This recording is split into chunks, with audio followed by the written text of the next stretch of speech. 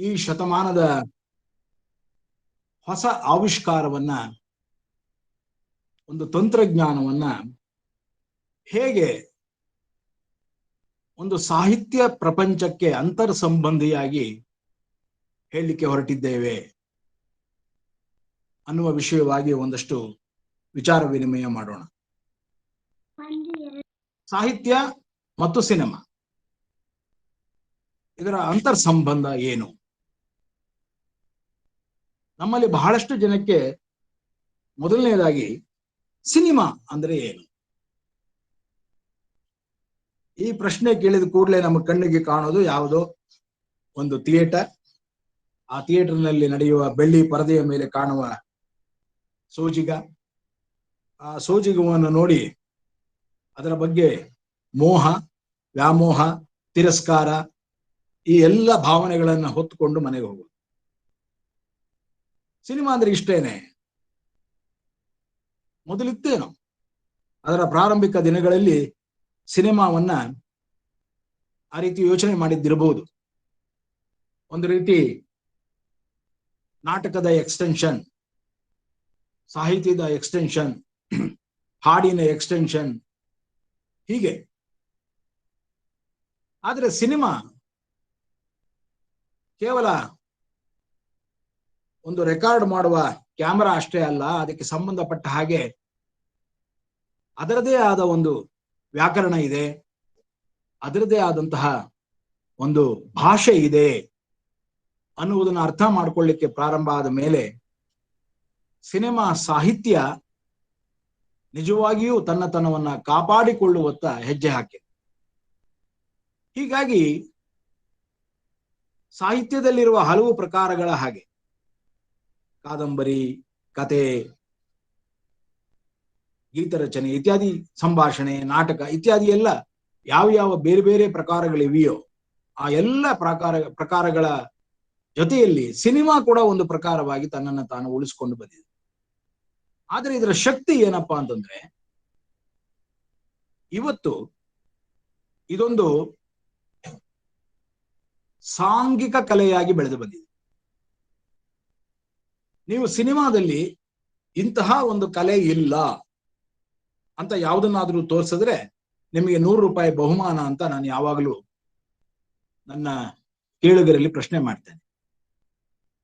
ಕಾರಣ ಯಾಕೆ ಅಂತಂದ್ರೆ, ಸಿನಿಮಾ ಒಟ್ಟಾರೆಯಾಗಿ ಎಲ್ಲ ವಿಭಾಗಗಳಲ್ಲಿಯೂ ತನ್ನನ್ನು ತಾನು ತೊಡಗಿಸಿಕೊಳ್ಳುತ್ತದೆ ಮತ್ತು ಎಲ್ಲ ಕಲೆಯನ್ನ ತನ್ನ ಅವಿಭಾಜ್ಯ ಅಂಗವಾಗಿ ಅರಗಿಸಿಕೊಳ್ಳುತ್ತದೆ ಅನ್ನೋ ಇದು ಸಿನಿಮಾದ ಶಕ್ತಿ ಕೂಡ.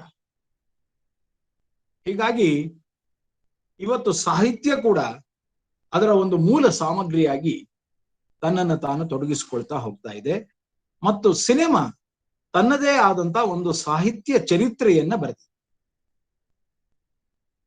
ಇದನ್ನ ನಾವು ಗಮನಿಸಬೇಕು. ನಾನಾಗಲೇ ಆ ಸಿನಿಮಾವನ್ನು ನೋಡಿದಾಗ ಬಂದ ಭಾವನೆಗಳ ಬಗ್ಗೆ ಹೇಳ್ತಾ, ಅದರ ಬಗ್ಗೆ ಮೋಹ, ವ್ಯಾಮೋಹ, ಒಂದು ರೀತಿ ಭಯ, ಹಾಗೆಯೇ ಅದರ ಬಗ್ಗೆ ತಿರಸ್ಕಾರ ಅನ್ನೋ ಪದವನ್ನು ಕೂಡ ಬಳಸಿದೆ. ಇಲ್ಲಿ ಇದನ್ನು ಸ್ವಲ್ಪ ವಿಶದೀಕರಿಸ್ತೇನೆ. ಕಾರಣ ಯಾಕೆ ಅಂದ್ರೆ,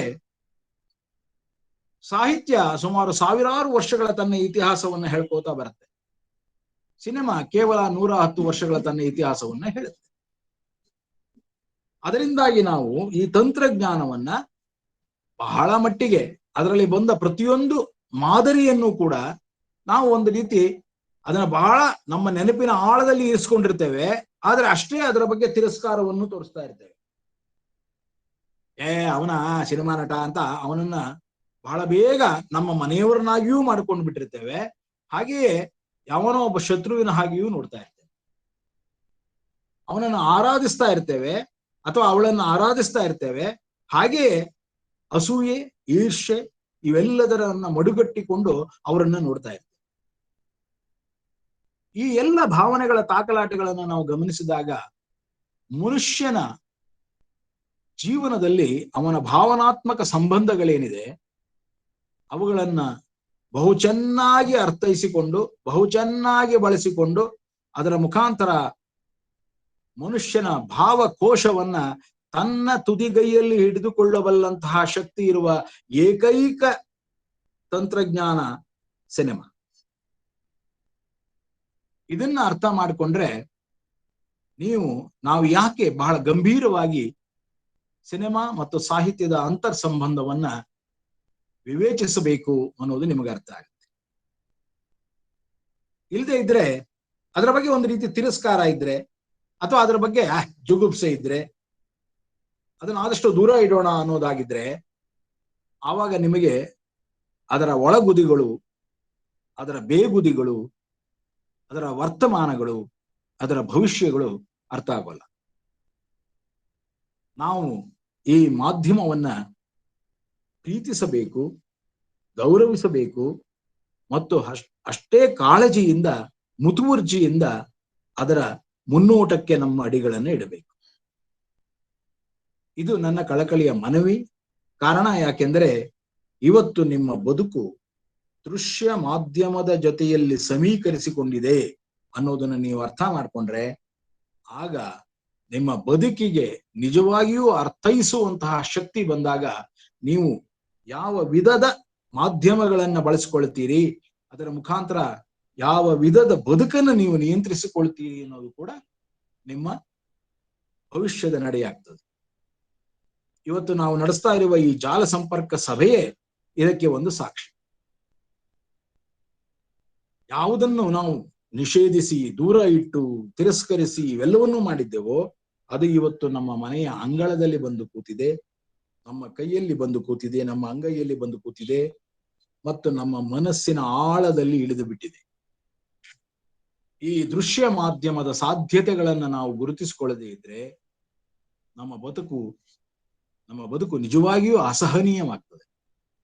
ಆದ್ರಿಂದ ಈ ದೃಶ್ಯ ಮಾಧ್ಯಮದ ಮೂಲ ಸೂತ್ರಗಳಲ್ಲಿ ಒಂದಾದಂತಹ ಸಾಹಿತ್ಯ ಪರಂಪರೆಯ ಬಗ್ಗೆ ನಾವಿವತ್ತು ಮಾತಾಡಲಿಕ್ಕೆ ಹೊರಟಿದ್ದೇವೆ. ಆತ್ಮೀಯರೇ, ಸಾಹಿತ್ಯ ಮತ್ತು ಸಿನಿಮಾ, ಅದು ಹೇಗೆ ನೀವು ಸಿನಿಮಾವನ್ನ ಸಾಹಿತ್ಯದ ಈ ಸಂಬಂಧದ ಒಳಗೆ ತಗೊಳ್ತೀರಿ? ಅದಕ್ಕೆ ನಾನು ಸುಮಾರು 8-10 ಶೀರ್ಷಿಕೆಗಳ ಜೊತೆಯಲ್ಲಿ ನಿಮ್ಮೊಡನೆ ಸಂವಾದಿಸಲು ಪ್ರಯತ್ನಿಸ್ತೇನೆ. ನಂತರ ಇತಿಹಾಸದ ಬಗ್ಗೆ ಹೇಳ್ತೇನೆ. ಕಾರಣ ಯಾಕೆ ಅಂತಂದ್ರೆ ಬೇರೆಯೇ ಆದಂತ ನಮ್ಮ ಬದುಕಿನಲ್ಲಿ ನಮಗೆ ಬೇಕಾದಂತಹ ಸಾಹಿತ್ಯ ಮತ್ತು ಸಿನಿಮಾ ಮತ್ತು ಅದರ ಮುಖಾಂತರ ನಾವು ಕಂಡುಕೊಳ್ಳಬೇಕಾದಂತಹ ಬದುಕಿನ ವ್ಯವಸ್ಥೆಗಳು ಇವುಗಳು ಒಂದೆಡೆಯಾದ್ರೆ, ಇತಿಹಾಸವನ್ನು ಅರಸಿಕೊಂಡು ಬಂದರೆ ಆ ಇತಿಹಾಸದಲ್ಲಿ ನಮ್ಮ ಕನ್ನಡ ಚಲನಚಿತ್ರ ಸಾಹಿತ್ಯ ಎಷ್ಟರ ಮಟ್ಟಿಗೆ ಸಾಹಿತ್ಯ ಪರಂಪರೆಯಲ್ಲಿ ತನ್ನ ಕೊಡುಗೆಯನ್ನು ಕೊಟ್ಟಿದೆ ಅನ್ನೋದನ್ನು ಕೂಡ ನಾವು ಅರ್ಥ ಮಾಡ್ಕೋಬೇಕಾಗುತ್ತೆ. ಚಲನಚಿತ್ರ ಸಾಹಿತ್ಯ ಅಂದಾಗ ಅದರಲ್ಲಿರುವ ವಿಭಾಗಗಳೇನು, ಅವುಗಳೆಲ್ಲವನ್ನ ಸೇರಿ ಸಾಹಿತ್ಯ ಅಂತ ಕರಿತೇವ ಅಥವಾ ಯಾವುದರ ಮುಖಾಂತರ ಈ ಚಲನಚಿತ್ರ ಸಾಹಿತ್ಯವನ್ನ ನಾವು ನೋಡಬೇಕು? ಇದು ಕೂಡ ನಾವು ಅರ್ಥ ಮಾಡ್ಕೊಳ್ಬೇಕಾದಂತಹ ಪ್ರಸಂಗ. ಯಾಕೆ ಅಂತಂದ್ರೆ ನಾವು ಕಾದಂಬರಿಯನ್ನ ಕಾದಂಬರಿಯಾಗಿ, ಕಥೆಯನ್ನ ಕಥೆಯಾಗಿ, ಗೀತೆಯನ್ನ ಗೀತೆಯಾಗಿ, ನಾಟಕವನ್ನ ನಾಟಕವಾಗಿ ಓದಿ ಅಥವಾ ನೋಡಿ ಅಥವಾ ಕೇಳಿ ನಮ್ಮ ಅನುಭವಗಳನ್ನ ಮೂಸೆಗೊಳಿಸ್ತೇವೆ.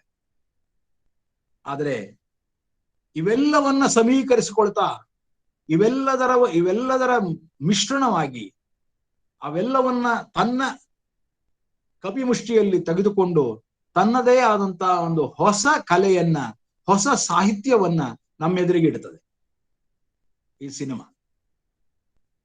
ಹಾಗಾದ್ರೆ ಈ ಹೊಸತರಲ್ಲಿ ನಾವು ಕಾಣುವಂತಹ ಪರಂಪರೆಯ ಎಳೆಗಳಾವುದು, ಸಾಹಿತ್ಯ ಪರಂಪರೆಯ ಎಳೆಗಳು ಯಾವುವು, ಅವುಗಳನ್ನ ಹೇಗೆ ನಾವು ನಿರ್ಧರಿಸಬಹುದು? ಇವೆಲ್ಲವೂ ಕೂಡ ಯೋಚಿಸಬೇಕಾದಂತಹ ಅಂಶಗಳೇ. ಈ ದೃಷ್ಟಿಯಲ್ಲಿ ಸ್ನೇಹಿತರೆ, ಮೊದಲನೇದಾಗಿ ಸಾಹಿತ್ಯ ಮತ್ತು ಸಿನಿಮಾ ಇದರ ಕೊಡುಕೊಳ್ಳುವಿಕೆಯ ನೆಲೆಯನ್ನು ನಾವು ಯೋಚನೆ ಮಾಡೋಣ. ನಾನು ಇನ್ನು ಇತಿಹಾಸಕ್ಕೆ ಹೋಗಿಲ್ಲ.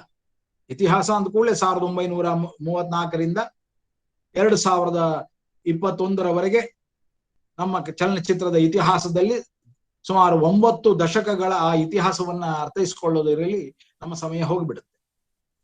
ಮತ್ತು ಅದರಲ್ಲಿ ಎಂತೆಂಥ ದಿಗ್ಗಜರಿದ್ದರು ಮತ್ತು ಅದರ ಮುಖಾಂತರ ನಮ್ಮ ಸಾಹಿತ್ಯ ಪರಂಪರೆ ಅಂದ್ರೆ ಚಲನಚಿತ್ರ ಸಾಹಿತ್ಯ ಪರಂಪರೆ ತನ್ನತನವನ್ನ ಹೇಗೆ ಗಟ್ಟಿ ಮಾಡ್ಕೊಳ್ತು ಅನ್ನೋದನ್ನು ಕೂಡ ನಾವು ಕಂಡುಕೋಬಹುದು. ಆ ಇತಿಹಾಸಕ್ಕೆ ಹೋಗುವುದಕ್ಕೆ ಮುಂಚೆ ನಾನು ಈ ಕೆಲವು ವಿಭಜನೆಗಳ ಜೊತೆಯಲ್ಲಿ ನಿಮ್ಮ ಮುಂದೆ ವಿಶದವಾಗಿ ಹೋಗುವುದಕ್ಕೆ ಮುಂಚೆ ಸ್ವಲ್ಪವೇ ಶೀರ್ಷಿಕೆಗಳ ಜೊತೆಯಲ್ಲಿ ನಿಮ್ಮ ಮುಂದೆ ಇಡೋದಕ್ಕೆ ಪ್ರಯತ್ನ ಪಡ್ತೇನೆ. ಮೊದಲನೇದು ಸಾಹಿತ್ಯ ಮತ್ತು ಸಿನಿಮಾ ಕೊಡುಕೊಳ್ಳುವಿಕೆಯ ನೆಲೆ. ಮುದ್ರಿತ ಸಾಹಿತ್ಯ ಪ್ರಕಾರಗಳೆಲ್ಲವೂ ಕಾಲದ ನಡಿಗೆಯನ್ನು ಅಕ್ಷರಗಳ ಮೂಲಕ ದಾಖಲಿಸಿದರೆ ಸಿನಿಮಾ ದೃಶ್ಯಗಳ ಮೂಲಕ ದಾಖಲಿಸುತ್ತದೆ. ಇದು ನಿಮಗೆ ಒಂದು ಸ್ಟೇಟ್ಮೆಂಟ್ ತರ ಕಾಣಿಸ್ಬೋದು, ಆದರೆ ಅದೇ ಸತ್ಯ. ಮುದ್ರಿತ ಸಾಹಿತ್ಯ ಪ್ರಕಾರಗಳೆಲ್ಲವೂ ಕಾಲದ ನಡಿಗೆಯನ್ನು ಅಕ್ಷರಗಳ ಮೂಲಕ ದಾಖಲಿಸಿದರೆ ಸಿನಿಮಾ ದೃಶ್ಯಗಳ ಮೂಲಕ ಕಾಣಿಸುತ್ತದೆ. ಸಾಹಿತ್ಯವನ್ನ ಸಮಾಜದ ಕನ್ನಡಿ ಅಂತ ಹೇಳ್ತೇವೆ.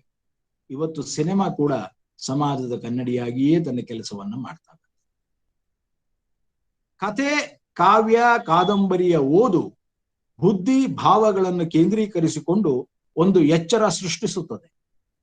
ಭಾಷೆ, ಧ್ವನಿ ಮತ್ತು ದೃಶ್ಯಗಳ ಮೂಲಕ ಈ ಎಚ್ಚರ ಇನ್ನಷ್ಟು ತೀವ್ರಗೊಳಿಸುವ ಶಕ್ತಿ ಸಿನಿಮಾಕ್ಕೆ ಇದೆ. ಇದನ್ನೇ ನಾನು ಆಗಲೇ ಸಂಘಟಿತ ಕಲೆ ಅನ್ನುವ ಪದವನ್ನ ಬಳಸಿತ್ತು. ಎಲ್ಲ ಕಲೆಗಳನ್ನು ತನ್ನ ಮೂಸೆಯಲ್ಲಿ ಹಿಡಿದಿಡುವಲ್ಲಂಥದ್ದು ಸಿನಿಮಾ. ಹಾಗಾಗಿ ಕಥೆ, ಕಾವ್ಯ, ಕಾದಂಬರಿಯ ಓದು ಬುದ್ಧಿ ಮತ್ತು ಭಾವಗಳನ್ನು ಕೇಂದ್ರೀಕರಿಸಿಕೊಂಡು ಒಂದು ರೀತಿಯ ಎಚ್ಚರವನ್ನು ಸೃಷ್ಟಿ ಮಾಡ್ತದೆ. ಭಾಷೆ, ಧ್ವನಿ, ದೃಶ್ಯ ಈ ಎಚ್ಚರ ಇನ್ನಷ್ಟು ತೀವ್ರಶಾಲಿಯಾಗಿ ನಮಗೆ ಹತ್ತಿರವಾಗ್ತದೆ, ನಮ್ಮ ಭಾವನೆಯನ್ನ ಇನ್ನಷ್ಟು ಎಚ್ಚರಗೊಳಿಸ್ತದೆ. ಅದು ಸಿನಿಮಾಕ್ಕಿರುವ ಶಕ್ತಿಯಾಗಿ. ಆದ್ದರಿಂದ ಸಾಹಿತ್ಯ ಮತ್ತು ಸಿನಿಮಾ ಇಲ್ಲಿ ಇರುವ ಈ ಅಂತರ್ ಸಂಬಂಧವನ್ನು ನೋಡಿ. ಇದು ಇನ್ನಷ್ಟು ಭಾವನೆಗಳನ್ನು ಉದ್ದೀಪನಗೊಳಿಸುವ ಎಲ್ಲ ಬೇರೆ ಬೇರೆ ಬೇರೆ ಬೇರೆ ಆಯಾಮಗಳನ್ನು ಕೂಡ ತನ್ನದಾಗಿಸಿಕೊಳ್ಳಬಲ್ಲಂತಹ ಶಕ್ತಿಯನ್ನ ಸಿನಿಮಾ ಹೊಂದಿದೆ ಅನ್ನೋದನ್ನ ಇಲ್ಲಿ ನಾವು ಅರ್ಥ ಮಾಡ್ಕೋಬೇಕು. ಎರಡನೇದಾಗಿ ಸಿನಿಮಾವನ್ನ ಅಪ್ಪಟ ಸಾಹಿತ್ಯಕ ಸಾಮಾಜಿಕ ಮಾಧ್ಯಮವನ್ನಾಗಿ ನೋಡಬಹುದು. ಸಿನಿಮಾದ್ದೇ ಪ್ರತ್ಯೇಕವಾದ ಸೃಜನಶೀಲ ಸಾಹಿತ್ಯ ಎನ್ನುವುದನ್ನ ಒಪ್ಪಬೇಕು. ಬಹಳ ಮುಖ್ಯವಾದ್ದು. ಸಿನಿಮಾದ್ದೇ ಒಂದು ಪ್ರತ್ಯೇಕವಾದ ಸೃಜನಶೀಲ ಸಾಹಿತ್ಯ ಇದೆ ಅನ್ನೋದನ್ನ ಒಪ್ಪಿಕೊಂಡಾಗ ಮಾತ್ರ ನೀವು ಅದರನ್ನ ಬಳಸಿಕೊಳ್ಳುವ, ನೋಡುವ ಬಗೆ, ಓದುವ ಬಗೆ ಬೇರೆ ಆಗ್ತದೆ. ಸಿನಿಮಾ ಮೂಲಕ ಮಹತ್ವದನ್ನು ಹೇಳಬೇಕು ಎಂದುಕೊಂಡವರಿಗೆ ಮೌಖಿಕ ಮತ್ತು ಮುದ್ರಿತ ಸಾಹಿತ್ಯಿಕ ಪರಂಪರೆಯೊಂದಿಗೆ ನಂಟು ಇರಲೇಬೇಕಾಗುತ್ತದೆ. ಕಾರಣ ಇಷ್ಟೇ. ಯಾವಾಗ ಕಾದಂಬರಿಗಳನ್ನು, ಕಥೆಗಳನ್ನು, ಸಂಕೀರ್ಣಗಳನ್ನು ಆತ ಓದದೇ ಇದ್ರೆ ಅವನ ಓದಿನ ಹಿನ್ನೆಲೆಯಲ್ಲಿ ಅವನಿಗೆ ಬರುವಂತಹ ಅನುಭವವನ್ನ ಆತ ಸಿನಿಮಾದ ಹಿನ್ನೆಲೆಗೆ ತರುವಾಗ ಬೇಕಾದಂತಹ ಪರಿಶ್ರಮ, ಪರಿಜ್ಞಾನ ಇರೋದಿಲ್ಲ. ಹಾಗಾಗಿ ಸಿನಿಮಾದಲ್ಲಿ ಒಂದು ಮಹತ್ವದನ್ನ ಹೇಳಬೇಕು ಅನ್ಕೊಂಡವನಿಗೆ ಈ ಮೌಖಿಕ ಪರಂಪರೆಯಲ್ಲಿ ಬಂದಂತಹ ಕಥನ ಕ್ರಿಯೆ, ಕಥನ ಕ್ರಮ ಅದು ಅರ್ಥ ಆಗಿರಬೇಕು. ಹಾಗೆ ಮುದ್ರಿತದಲ್ಲಿ ಬಂದಿರುವಂತಹ ಸಾಹಿತ್ಯಿಕದ ಪರಂಪರೆಯ ಬಗ್ಗೆ ಕೂಡ ಅವನಿಗೆ ಗೊತ್ತಿರ್ಬೇಕು. ಅದೆರಡು ಗೊತ್ತಿಲ್ಲದೆ ಇದ್ರೆ ಮೌಖಿಕ ಕಥನ ಕ್ರಮವೂ ಗೊತ್ತಿರೋಲ್ಲ, ಮುದ್ರಿತ ಕಥನ ಕ್ರಮವೂ ಗೊತ್ತಿರೋದಿಲ್ಲ. ಹೀಗಾಗಿ ತನ್ನದೇ ಆದಂತಹ ಒಂದು ಕ್ರಮದ ಹುಡುಕಾಟದಲ್ಲಿ ತಾನು ಎಡುವುದೇ ಜಾಸ್ತಿ. ಮತ್ತು ಆತ ಹೇಳಬೇಕಾಗಿದ್ದನ್ನ ಮಹತ್ವದ್ದು ಅಂತ ಹೇಳಿಕೊಳ್ಳುವಂತಹ ಕೆಲಸಗಳು ಆಗದೆ ಹೋಗಬಹುದು. ಹಾಗಾಗಿ ಸಾಹಿತ್ಯ ಮತ್ತು ಸಾಹಿತ್ಯದ ನಂಟಿರುವಂತಹ ಲೇಖಕ ಅಥವಾ ಲೇಖಕಿ ಮತ್ತು ಸಾಹಿತ್ಯದ ಜೊತೆಯಲ್ಲಿ ಸದಾ ಒಡನಾಟವಿಟ್ಟುಕೊಂಡಂತಹ ಚಲನಚಿತ್ರ ನಿರ್ದೇಶಕ ಅಥವಾ ನಿರ್ಮಾಪಕ ಅದ್ಭುತವಾದ ಕಲಾಕೃತಿಗಳನ್ನ ಕೊಡ್ತಾ ಇದ್ದಾರೆ. ಅದನ್ನೇ ಈ ನಂಟು ಇರುವವರು ನಿರ್ದೇಶಿಸುವ ಸಿನಿಮಾ ತನ್ನದೇ ಆದ ಸಾಹಿತ್ಯಿಕ ಮಾದರಿಯನ್ನ ರೂಪಿಸಿಕೊಳ್ಳುತ್ತದೆ. ಅದಕ್ಕೆ ಒಂದು ಉದಾಹರಣೆಯನ್ನು ಕೂಡ ನಾನು ನಿಮಗೆ ಕೊಡಬಲ್ಲೆ. ಕೇವಲ ಕವನಗಳನ್ನು ಆಧರಿಸಿ KS ನರಸಿಂಹಸ್ವಾಮಿಯವರ ಮೈಸೂರು ಮಲ್ಲಿಗೆ ಕವನಾಧರಿಸಿ, ಕೇವಲ ಕವನಗಳು, ಅಲ್ಲಿ ಕಥೆ ಇಲ್ಲ, ಕಾದಂಬರಿ ಇಲ್ಲ, ಪಾತ್ರಗಳಿಲ್ಲ, ಆದರೆ ಕವನಗಳಿದ್ದವು. ಆ ಕವನಗಳನ್ನೇ ಆಧರಿಸಿ ಒಂದು ಸಿನಿಮಾ ಮಾಡಿದಾಗ ಆ ಸಿನಿಮಾ ಆ ನಿರ್ದೇಶಕನ ಆಶಯಗಳನ್ನ ಪೂರ್ಣಗೊಳಿಸುವಷ್ಟರ ಮಟ್ಟಿಗೆ ಅದು ಸಾಧ್ಯ ಆಗೋದು. ಯಾಕೆ ಅಂದ್ರೆ ಸಾಹಿತ್ಯಿಕ ನಂಟಿನಿಂದಾಗಿ. ಪಾರಂಪರಿಕ ನಂಟೂ ಇದೆ, ಸಾಹಿತ್ಯಿಕ ನಂಟೂ ಇದೆ, ಅದರಿಂದಾಗಿ ಅದು ರೂಪಿಸಿಕೊಳ್ಳುತ್ತದೆ. ಆದರೆ ಈ ನಂಟು ಇಲ್ಲದವರು ಸಿನಿಮಾ ನಿರ್ದೇಶಿಸಿದ್ರು ಅಂತ ಇಟ್ಕೊಳ್ಳಿ, ಆದ್ರೂ ಸಿನಿಮಾ ಆಗತ್ತಲ್ಲ. ಆದ್ರೆ ಆ ಸಿನಿಮಾ ಯಾಂತ್ರಿಕವಾಗಿ ಸಂವಹನೆ ಮಾಡುವ ಸಿನಿಮಾವಾಗಿರ್ತದೆ.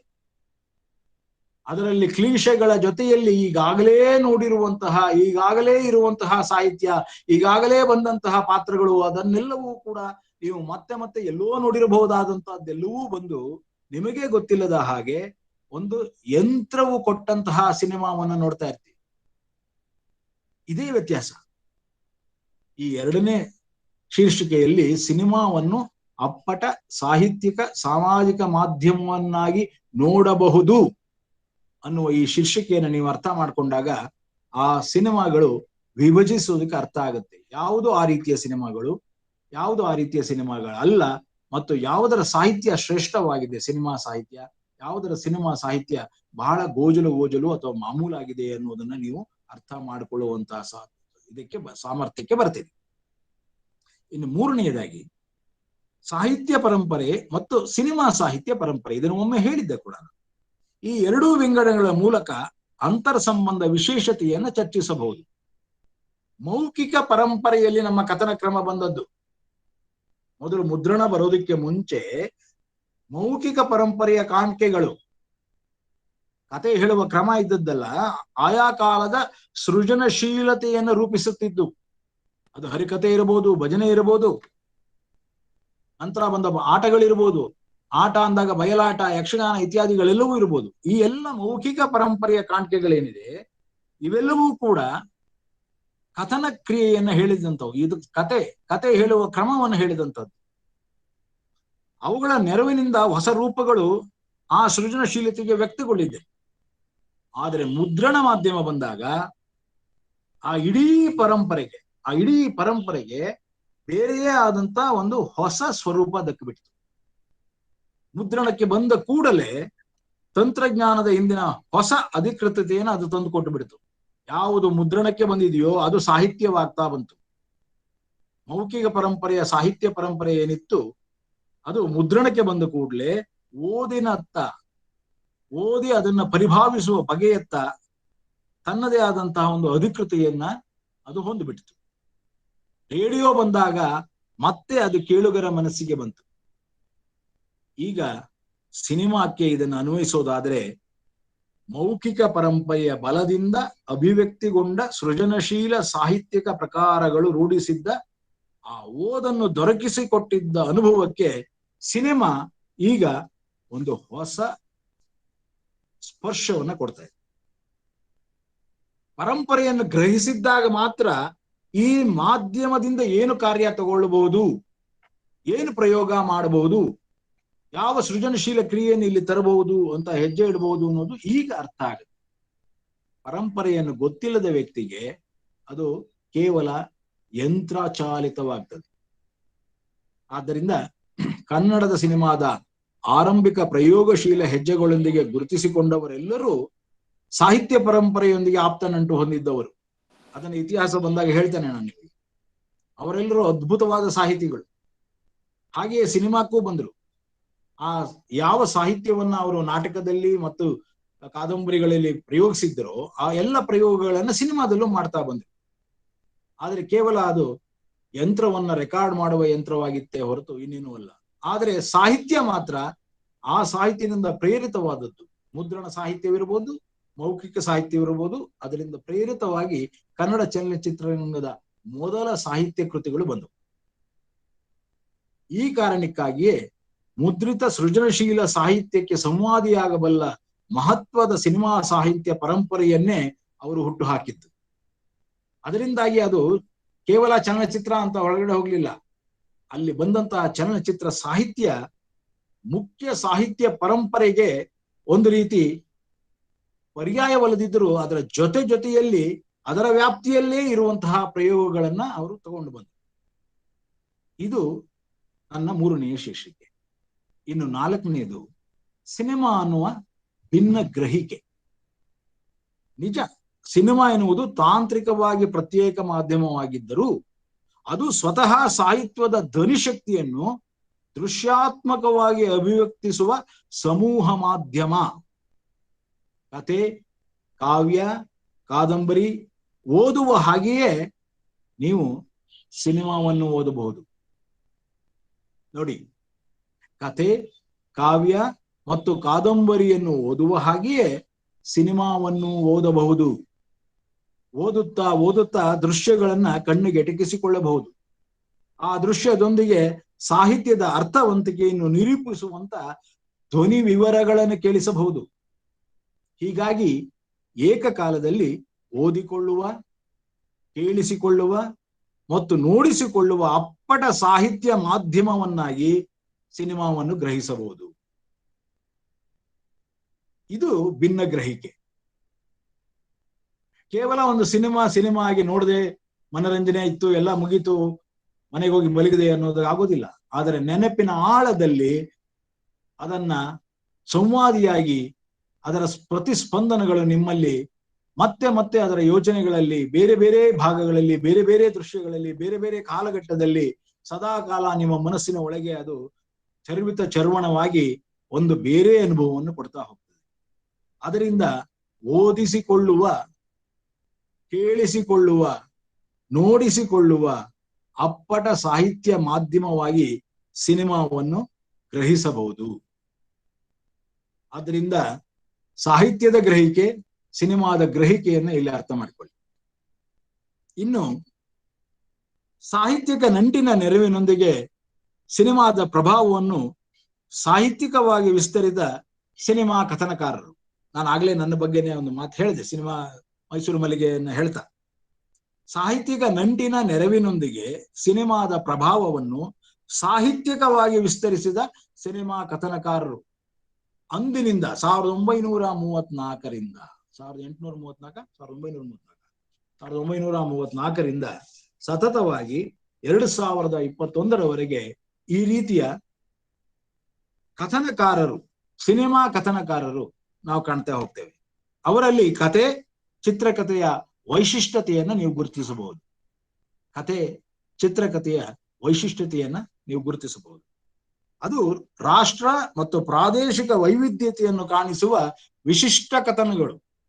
ಅದರಲ್ಲೂ ಬಹಳ ಮುಖ್ಯವಾಗಿ ನೀವು ಮಲಯಾಳಂ ಸಿನಿಮಾಗಳಲ್ಲಿ ಆ ರೀತಿಯ ಕಥನ ಕ್ರಮವನ್ನ ನೋಡಬಹುದು. ಪ್ರಾದೇಶಿಕ ವೈವಿಧ್ಯತೆಯನ್ನ ರೂಢಿಸಿಕೊಳ್ಳುವ ಕಥನ ಕ್ರಮವನ್ನ. ಹಾಗೆಯೇ ಕನ್ನಡದಲ್ಲಿಯೂ ಕೂಡ ಜನುಮದ ಜೋಡಿ, ನಾಗಮಂಡಲ ಇಂತಹ ಚಿತ್ರಗಳನ್ನ, ಚಿನ್ನಾರಿ ಮುತ್ತ ಇವುಗಳನ್ನ ನೀವು ಗಮನಿಸಿದ್ರೆ ನಿಮಗೆ ಅರ್ಥ ಆಗ್ತದೆ ಪ್ರಾದೇಶಿಕ ವೈವಿಧ್ಯತೆಯನ್ನ ನಾವು ಎಷ್ಟರ ಮಟ್ಟಿಗೆ ವಿಶಿಷ್ಟ ಕಥನ ರೂಪದಲ್ಲಿ ಹೇಳ್ತೇವೆ ಅಂತ. ನಂತರದ್ದು ಹಾಗಾದ್ರೆ ಸಾಹಿತ್ಯ ಮತ್ತು ಸಿನಿಮಾ ಸಾಹಿತ್ಯದ ಮೂಲ ನೆಲೆಗಳು ಯಾವುದು? ನಮ್ಮ ಸಿನಿಮಾ ಸಾಹಿತ್ಯದ ಮೂಲ ನೆಲೆ ಸಂಭಾಷಣೆಗಳು. ಕಥೆ ನಿಮಗೆ ಅರ್ಥವಾಗ್ತಾ ಹೋಗೋದೇ ಸಂಭಾಷಣೆಗಳ ಮುಖಾಂತರ. ಈ ಸಂಭಾಷಣಕಾರರು ಯಾವುದರಿಂದ ಸ್ಫೂರ್ತಿ ಪಡೆದರು? ಅವರ ಮೂಲ ಸ್ಫೂರ್ತಿ ಏನಿರಬಹುದು? ಪುರಾಣ, ಜನಪದ, ಆಧುನಿಕ ಸಾಹಿತ್ಯ, ವಿವಿಧ ಸಾಹಿತ್ಯಿಕ ಚಳುವಳಿಗಳಿಂದ ಪ್ರಭಾವಿತರಾದವರು, ಇಂಥವರೆಲ್ಲರೂ ಒಟ್ಟಾರೆಯಾಗಿ ಕವಿಗಳು, ಸಾಹಿತಿಗಳು ಈ ಸಂಭಾಷಣೆಕಾರರಾಗಿ ಬಂದಾಗ ನಾಟಕಕಾರರು ತಮ್ಮದೇ ಆದಂತ ಈ ಸ್ಫೂರ್ತಿಯ ಮೂಲಗಳ ಜೊತೆಯಲ್ಲಿ ಚಿತ್ರಕಥೆಗೆ ಪೂರಕವಾಗುವ ಸಂಭಾಷಣೆಗಳ ಜೊತೆಯಲ್ಲಿ ನಮಗೆ ಭಾಷೆಯ ಪರಿಚಯವನ್ನ ಬೇರೆ ರೀತಿಯಲ್ಲಿ ಮಾಡ್ತಾ ಬಂದರು. ಅದು ಆಡು ಭಾಷೆ. ಆಡು ಭಾಷೆ ಕರ್ನಾಟಕದಲ್ಲಿ ಒಂದೊಂದು ವಿಭಾಗಕ್ಕೆ ಒಂದೊಂದು ಇರ್ತದೆ. ಮಂಗಳೂರಿನ ವಿಭಾಗದವರ ಭಾಷೆ, ಮೈಸೂರು ವಿಭಾಗದವರ ಭಾಷೆ, ಉತ್ತರ ಕರ್ನಾಟಕದವರ ಭಾಷೆ, ಹೀಗೆ ಆ ಎಲ್ಲ ಭಾಷಾ ಕ್ರಮಗಳನ್ನ ಅರಿತುಕೊಂಡೇ ಒಂದು ಹೊಸ ರೀತಿಯ ಭಾಷಾ ವೈವಿಧ್ಯತೆಯನ್ನು ಬಳಸಿಕೊಳ್ತಾನೆ ಕನ್ನಡ ಭಾಷೆಯನ್ನ ಸಾಹಿತ್ಯಿಕವಾಗಿ ಮಾಡಿದಂತಹ ಸಂಭಾಷಣೆಕಾರರು ಈ ಎಲ್ಲ ಮೂಲ ಸ್ಫೂರ್ತಿಗಳನ್ನು ಪಡೆದಂಥವು. ಚಲನಚಿತ್ರದಲ್ಲಿ ಕತೆಗೆ ಎಷ್ಟು ಮುಖ್ಯ ಅಂಶವಿರ್ತದೋ ಅಷ್ಟೇ ಮುಖ್ಯ ಸಂಭಾಷಣೆಕಾರರಿಗೆ ಇರ್ತದೆ. ಅವರ ಮುಖಾಂತರವೇ ಕತೆ ತನ್ನ ಮುನ್ನೋಟವನ್ನ ಕಾಣ್ತಾ ಹೋಗ್ತದೆ. ನಂತರ ಗೀತ ರಚನಕಾರರು. ಒಬ್ಬ ಕವಿ ಕಾವ್ಯವನ್ನು ಬರಿತಾನೆ, ಕಾವ್ಯ ಸಂಪುಟವನ್ನು ನಮ್ಮ ಮುಂದೆ ಇಡ್ತಾನೆ, ಅದನ್ನು ನಾವು ಓದ್ಕೋತೇವೆ, ನಮ್ಮದೇ ಆದಂತಹ ನಮ್ಮ ಕಲ್ಪನೆಗೆ ಹೊಂದಿಕೊಳ್ಳುವಂತಹ ಎಲ್ಲ ರೂಪಕಗಳನ್ನು ಸೃಷ್ಟಿಸಿಕೊಳ್ತೇವೆ. ಆ ಕಾವ್ಯ, ಆ ಕವನ ಅಷ್ಟಕ್ಕೆ ನಮಗೆ ಅನುಭವವನ್ನು ಕೊಡ್ತದೆ. ಆದರೆ ಇಲ್ಲಿ ಗೀತ ರಚನಕಾರರು ಬಹುಮುಖ್ಯವಾಗಿ ಇಡೀ ಪ್ರೇಕ್ಷಕರನ್ನ ಹಿಡಿದಿಟ್ಟ ಸಿನಿಮಾದ ಬಹುಮುಖ್ಯ ಸಾಹಿತ್ಯ ಪ್ರಕಾರ ಯಾವುದಪ್ಪ ಅಂದ್ರೆ ಗೀತ ರಚನೆಗಳು. ಆ ದೃಷ್ಟಿಯಲ್ಲೇ ಸಿನಿಮಾ ಸಾಹಿತ್ಯದ ಇನ್ನೊಂದು ಬಹುಮುಖ್ಯವಾದ ಅಂಗ ಗೀತ ರಚನೆಕಾರರು.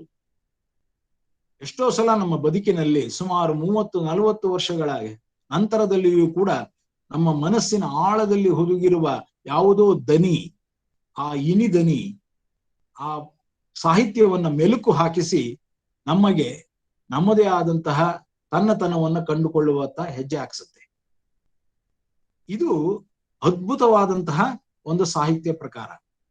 ಚಲನಚಿತ್ರ ಸಾಹಿತ್ಯ ಪ್ರಕಾರದಲ್ಲಿ ಅದು ಬಹುಮುಖ್ಯವಾಗಿ ತನ್ನ ಕೆಲಸವನ್ನ ಸಾಬೀತು ಮಾಡಿದೆ. ಆದ್ರಿಂದಾಗಿ ಗೀತ ರಚನೆಕಾರರಿಗೆ ಬಹಳ ದೊಡ್ಡದಾದಂತಹ ಪ್ರಶಂಸೆ ಮತ್ತು ಜನಮನ್ನಣೆ ಯಾವಾಗಲೂ ಇರ್ತದೆ.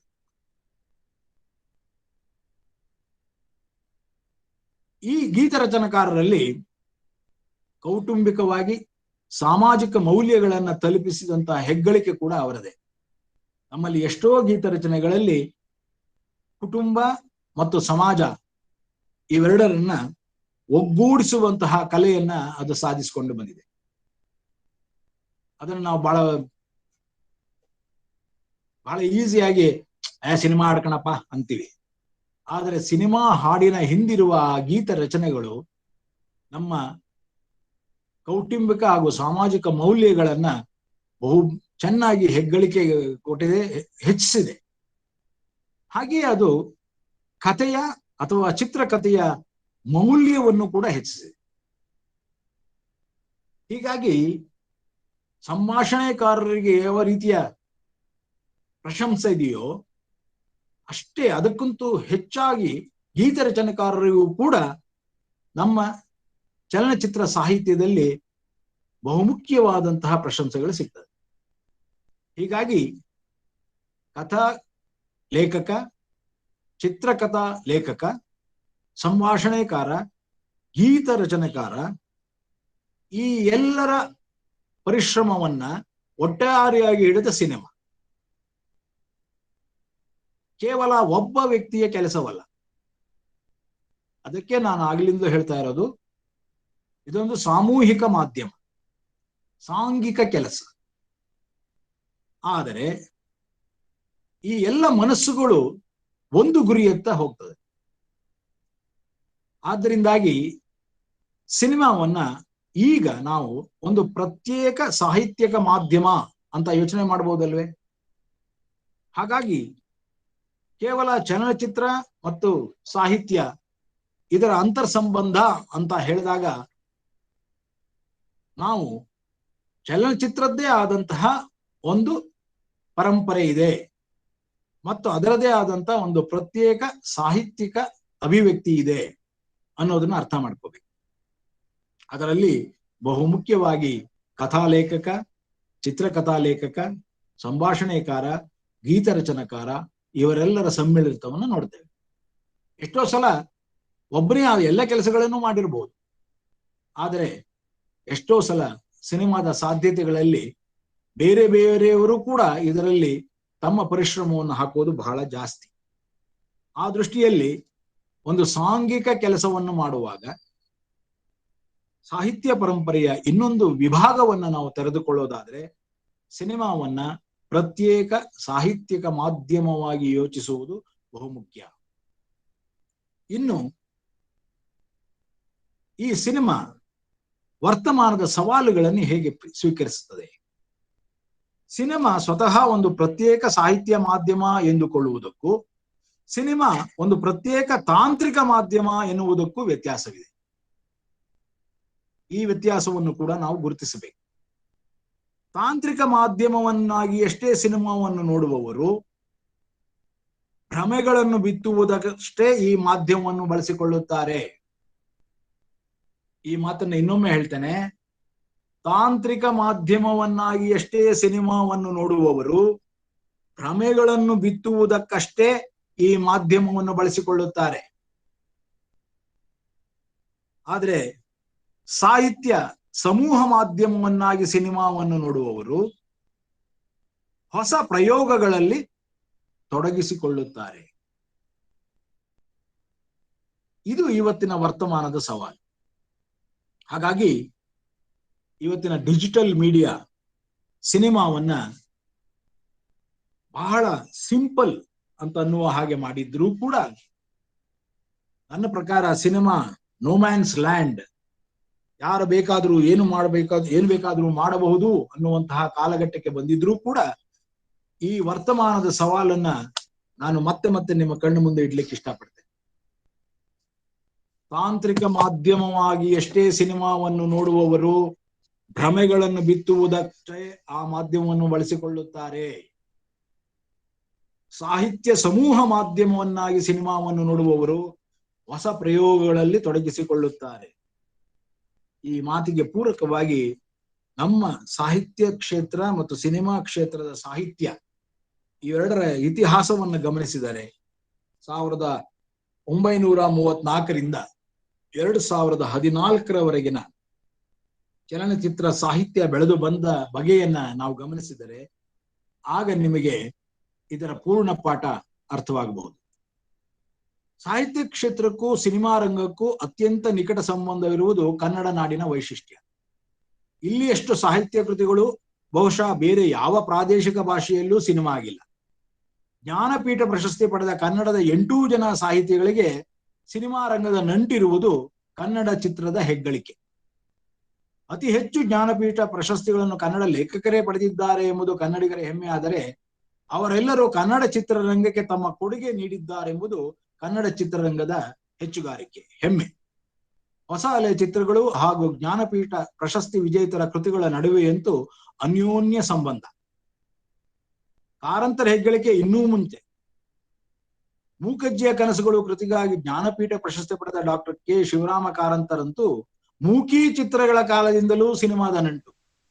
ಚಿತ್ರಕ್ಕಾಗಿಯೇ ಹಾಡು ಬರೆದ ಏಕಮೇವ ಜ್ಞಾನಪೀಠ ಪ್ರಶಸ್ತಿ ವಿಜೇತರೆಂಬುದು ಬೇಂದ್ರೆಯವರ ಅಗ್ಗಳಿಕೆಯಾದರೆ, ಛಾಯಾಗ್ರಹಣ ನೆಗೆಟಿವ್ ಡೆವಲಪ್ಮೆಂಟ್ ಅನ್ನು ಕಲಿತು ಲ್ಯಾಬೊರೇಟರಿಯಲ್ಲಿ ಕೆಲಸ ಮಾಡಿ ಅನುಭವ ಪಡೆದು ಸಿನಿಮಾ ಮಾಡುವ ಸಾಹಸಿಕ ಕೈ ಹಾಕಿದ ಮೊದಲಿಗರು ಎಂಬುದು ಡಾಕ್ಟರ್ ಕೆ ಶಿವರಾಮ ಕಾರಂತರ ಹೆಗ್ಗಳಿಕೆ. ಕಾರಂತರು ಕನ್ನಡದ ಮೊದಲ ವಾಕ್ಚಿತ್ರ ತೆರೆ ಕಾಣುವ ಮುಂಚೆಯೇ ಡೊಮಿಂಗೋ ಹಾಗೂ ಹರಿಹರನ ಕುರಿತ ಕಥೆ ಇದ್ದ ಭೂತರಾಜ್ಯ ಎಂಬ ಮೂಕಿ ಚಿತ್ರಗಳನ್ನು 1930, 1931ರಲ್ಲಿ ತಯಾರಿಸಿದ್ದರು. ಆ ಚಿತ್ರಗಳನ್ನು ಕಾರಂತರು ಹ್ಯಾಂಡ್ ಕ್ಯಾಮರಾದಲ್ಲಿ ಕುಕ್ಕೆ ಸುಬ್ರಹ್ಮಣ್ಯದ ಬಳಿ ಇರೋ ಹೊರಾಂಗಣದಲ್ಲಿ ಚಿತ್ರೀಕರಿಸಿದ್ದರು. ಅದರಲ್ಲೇ ಅಭಿನಯಿಸಿದ್ದರೂ ಕೂಡ. ಇಂಥ ಸಾಹಸಿ ಸಾಹಿತಿ, ಉದ್ದಾಮ ಸಾಹಿತಿಗಳು ಮುಂದೆ ಜ್ಞಾನಪೀಠ ಪ್ರಶಸ್ತಿ ವಿಜೇತರೂ ಆದ ಕೆ ಶಿವರಾಮ ಕಾರಂತರಿಗೆ ಚಲನಚಿತ್ರ ಮನರಂಜನೆ ಮೂಲಕ ಅರಿವು ಮೂಡಿಸುವ ಮಾಧ್ಯಮವಾಗಿ ಅವತ್ತೇ ಆಸಕ್ತಿ ಮೂಡಿಸಿತ್ತು. ನಂತರ ಮೊದಲಿಗರು ಯಾರ್ಯಾರು ಚಲನಚಿತ್ರರಂಗದ ಇತಿಹಾಸದಲ್ಲಿ, ಕನ್ನಡ ಚಲನಚಿತ್ರ ಇತಿಹಾಸವನ್ನು ಹೇಳುವಾಗ ಬೆಳ್ಳಾವೆ ನರಹರಿ ಶಾಸ್ತ್ರಿಗಳು, ಆರ್ ನಾಗೇಂದ್ರ ರಾಯರಂತವರು ಚಿತ್ರ ಸಾಹಿತ್ಯದಿಂದ ಹಿಡಿದು ಅನೇಕ ಅಂಶಗಳಿಗೆ ಅವರು ಮೊದಲಿಗರು.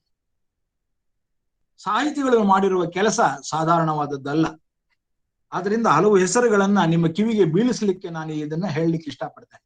ಕಾರಣ ಸಾಕಷ್ಟು ಜನಕ್ಕೆ ಈ ಎಲ್ಲ ಹೆಸರುಗಳು ಗೊತ್ತೇ ಇರೋದಿಲ್ಲ ಮತ್ತು ಅವರ ಸಿನಿಮಾಗಳು ಗೊತ್ತಿರೋದಿಲ್ಲ.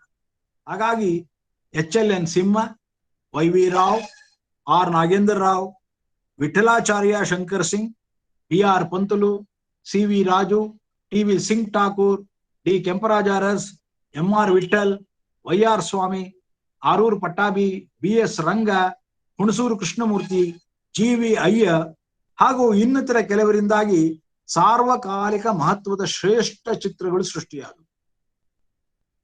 1934ರಿಂದ 44ರ ಅವಧಿಯಲ್ಲಿ ನಾನು ಇದನ್ನ 8 ಅಥವಾ 9 ದಶಕಗಳ ರೀತಿಯಲ್ಲಿ ಅದನ್ನ ವಿಭಜನೆ ಮಾಡಿದ್ದೇನೆ. ಕಾರಣ ಯಾಕೆ ಅಂತಂದ್ರೆ ಎಲ್ಲರ ಹೆಸರನ್ನು ಹೇಳೋದು ಕಷ್ಟ, ಎಲ್ಲ ಸಿನಿಮಾಗಳನ್ನು ಹೇಳೋದು ಕಷ್ಟ. ಆದ್ರೆ ಬಹುಮುಖ್ಯವಾದಂತಹ ಕೆಲವು ಬದಲಾವಣೆಗಳನ್ನ ಹೇಳ್ತಾ ಬರ್ತೇನೆ. ಅದರ ಮುಖಾಂತರ ಇತಿಹಾಸದಲ್ಲಿ ಸಾಹಿತ್ಯ ಪರಂಪರೆಯ ಜೊತೆಯಲ್ಲಿ ಚಲನಚಿತ್ರ ಸಾಹಿತ್ಯ ಪರಂಪರೆ ಹೇಗೆ ಒಂದಕ್ಕೊಂದು ಕೊಂಡಿಯಾಗಿ ತನ್ನ ಕೆಲಸವನ್ನ ಮಾಡ್ತಾ ಇತ್ತು ಅನ್ನೋದು ಅರ್ಥ ಆಗ್ತದೆ. ಕನ್ನಡ ಚಿತ್ರರಂಗದಲ್ಲಿ ವಿಶ್ವ ಮಾನ್ಯತೆಯನ್ನು ದೊರಕಿಸಿಕೊಟ್ಟ ಶೈಲಿ ಹಾಗೂ ಪೀಳಿಗೆಯೊಂದು ವಿಜೃಂಭಿಸಿದ್ದು ಹೊಸ ಅಲೆ ಹೆಸರಿನ ಬಿರುಗಾಳಿ ಎಬ್ಬಿದಾಗ. ವಿಶ್ವದ 6 ಮಂದಿ ಅಗ್ರಗಣ್ಯ ನಿರ್ದೇಶಕರಲ್ಲಿ ಒಬ್ಬರಾದ ಸತ್ಯಜಿತ್ ರಾಯ್ ಅವರೇ ಸ್ವತಃ ಹೇಳಿದ ಮಾತಿದು. ಪಶ್ಚಿಮ ಬಂಗಾಳ ಮಾಡಲಾಗದ್ದನ್ನು ಕರ್ನಾಟಕ ಮಾಡುತ್ತಿದೆ ಎಂದು ಪ್ರಶಂಸಿಸಿದ್ದರು. ಆ ಮಟ್ಟದಲ್ಲಿ ನಮ್ಮ ಸಮಾಜದಲ್ಲಿದ್ದ ಅಂಧಶ್ರದ್ಧೆ, ಮೂಢನಂಬಿಕೆ ಹಾಗೂ ವ್ಯಕ್ತಿ ವಿಶಿಷ್ಟ ಸಿದ್ಧಾಂತಗಳನ್ನು ಅತ್ಯಂತ ವಿಶಿಷ್ಟವೆನಿಸಿದ ನೈಜ ಶೈಲಿಯಲ್ಲಿ ಆ ಅಲೆ ತೆರೆಗೆ ತಂದಿತ್ತು. Girish Karnad, B V. Karanth, Pattabhirama Reddy, M S. Sathyu, Girish Kasaravalli, T S. Nagabharana, P. Lankesh, Chandrashekhara Kambar, Baraguru Ramachandrappa, T S. Ranga, V R K. Prasad, ಹೀಗೆ ಹಲವು 10 ಹೆಸರುಗಳು. ಇವರೆಲ್ಲರೂ ಅಧ್ಯಾಪಕರು, ಪತ್ರಕರ್ತರು, ಸಾಹಿತಿಗಳು, ಬುದ್ಧಿಜೀವಿಗಳು.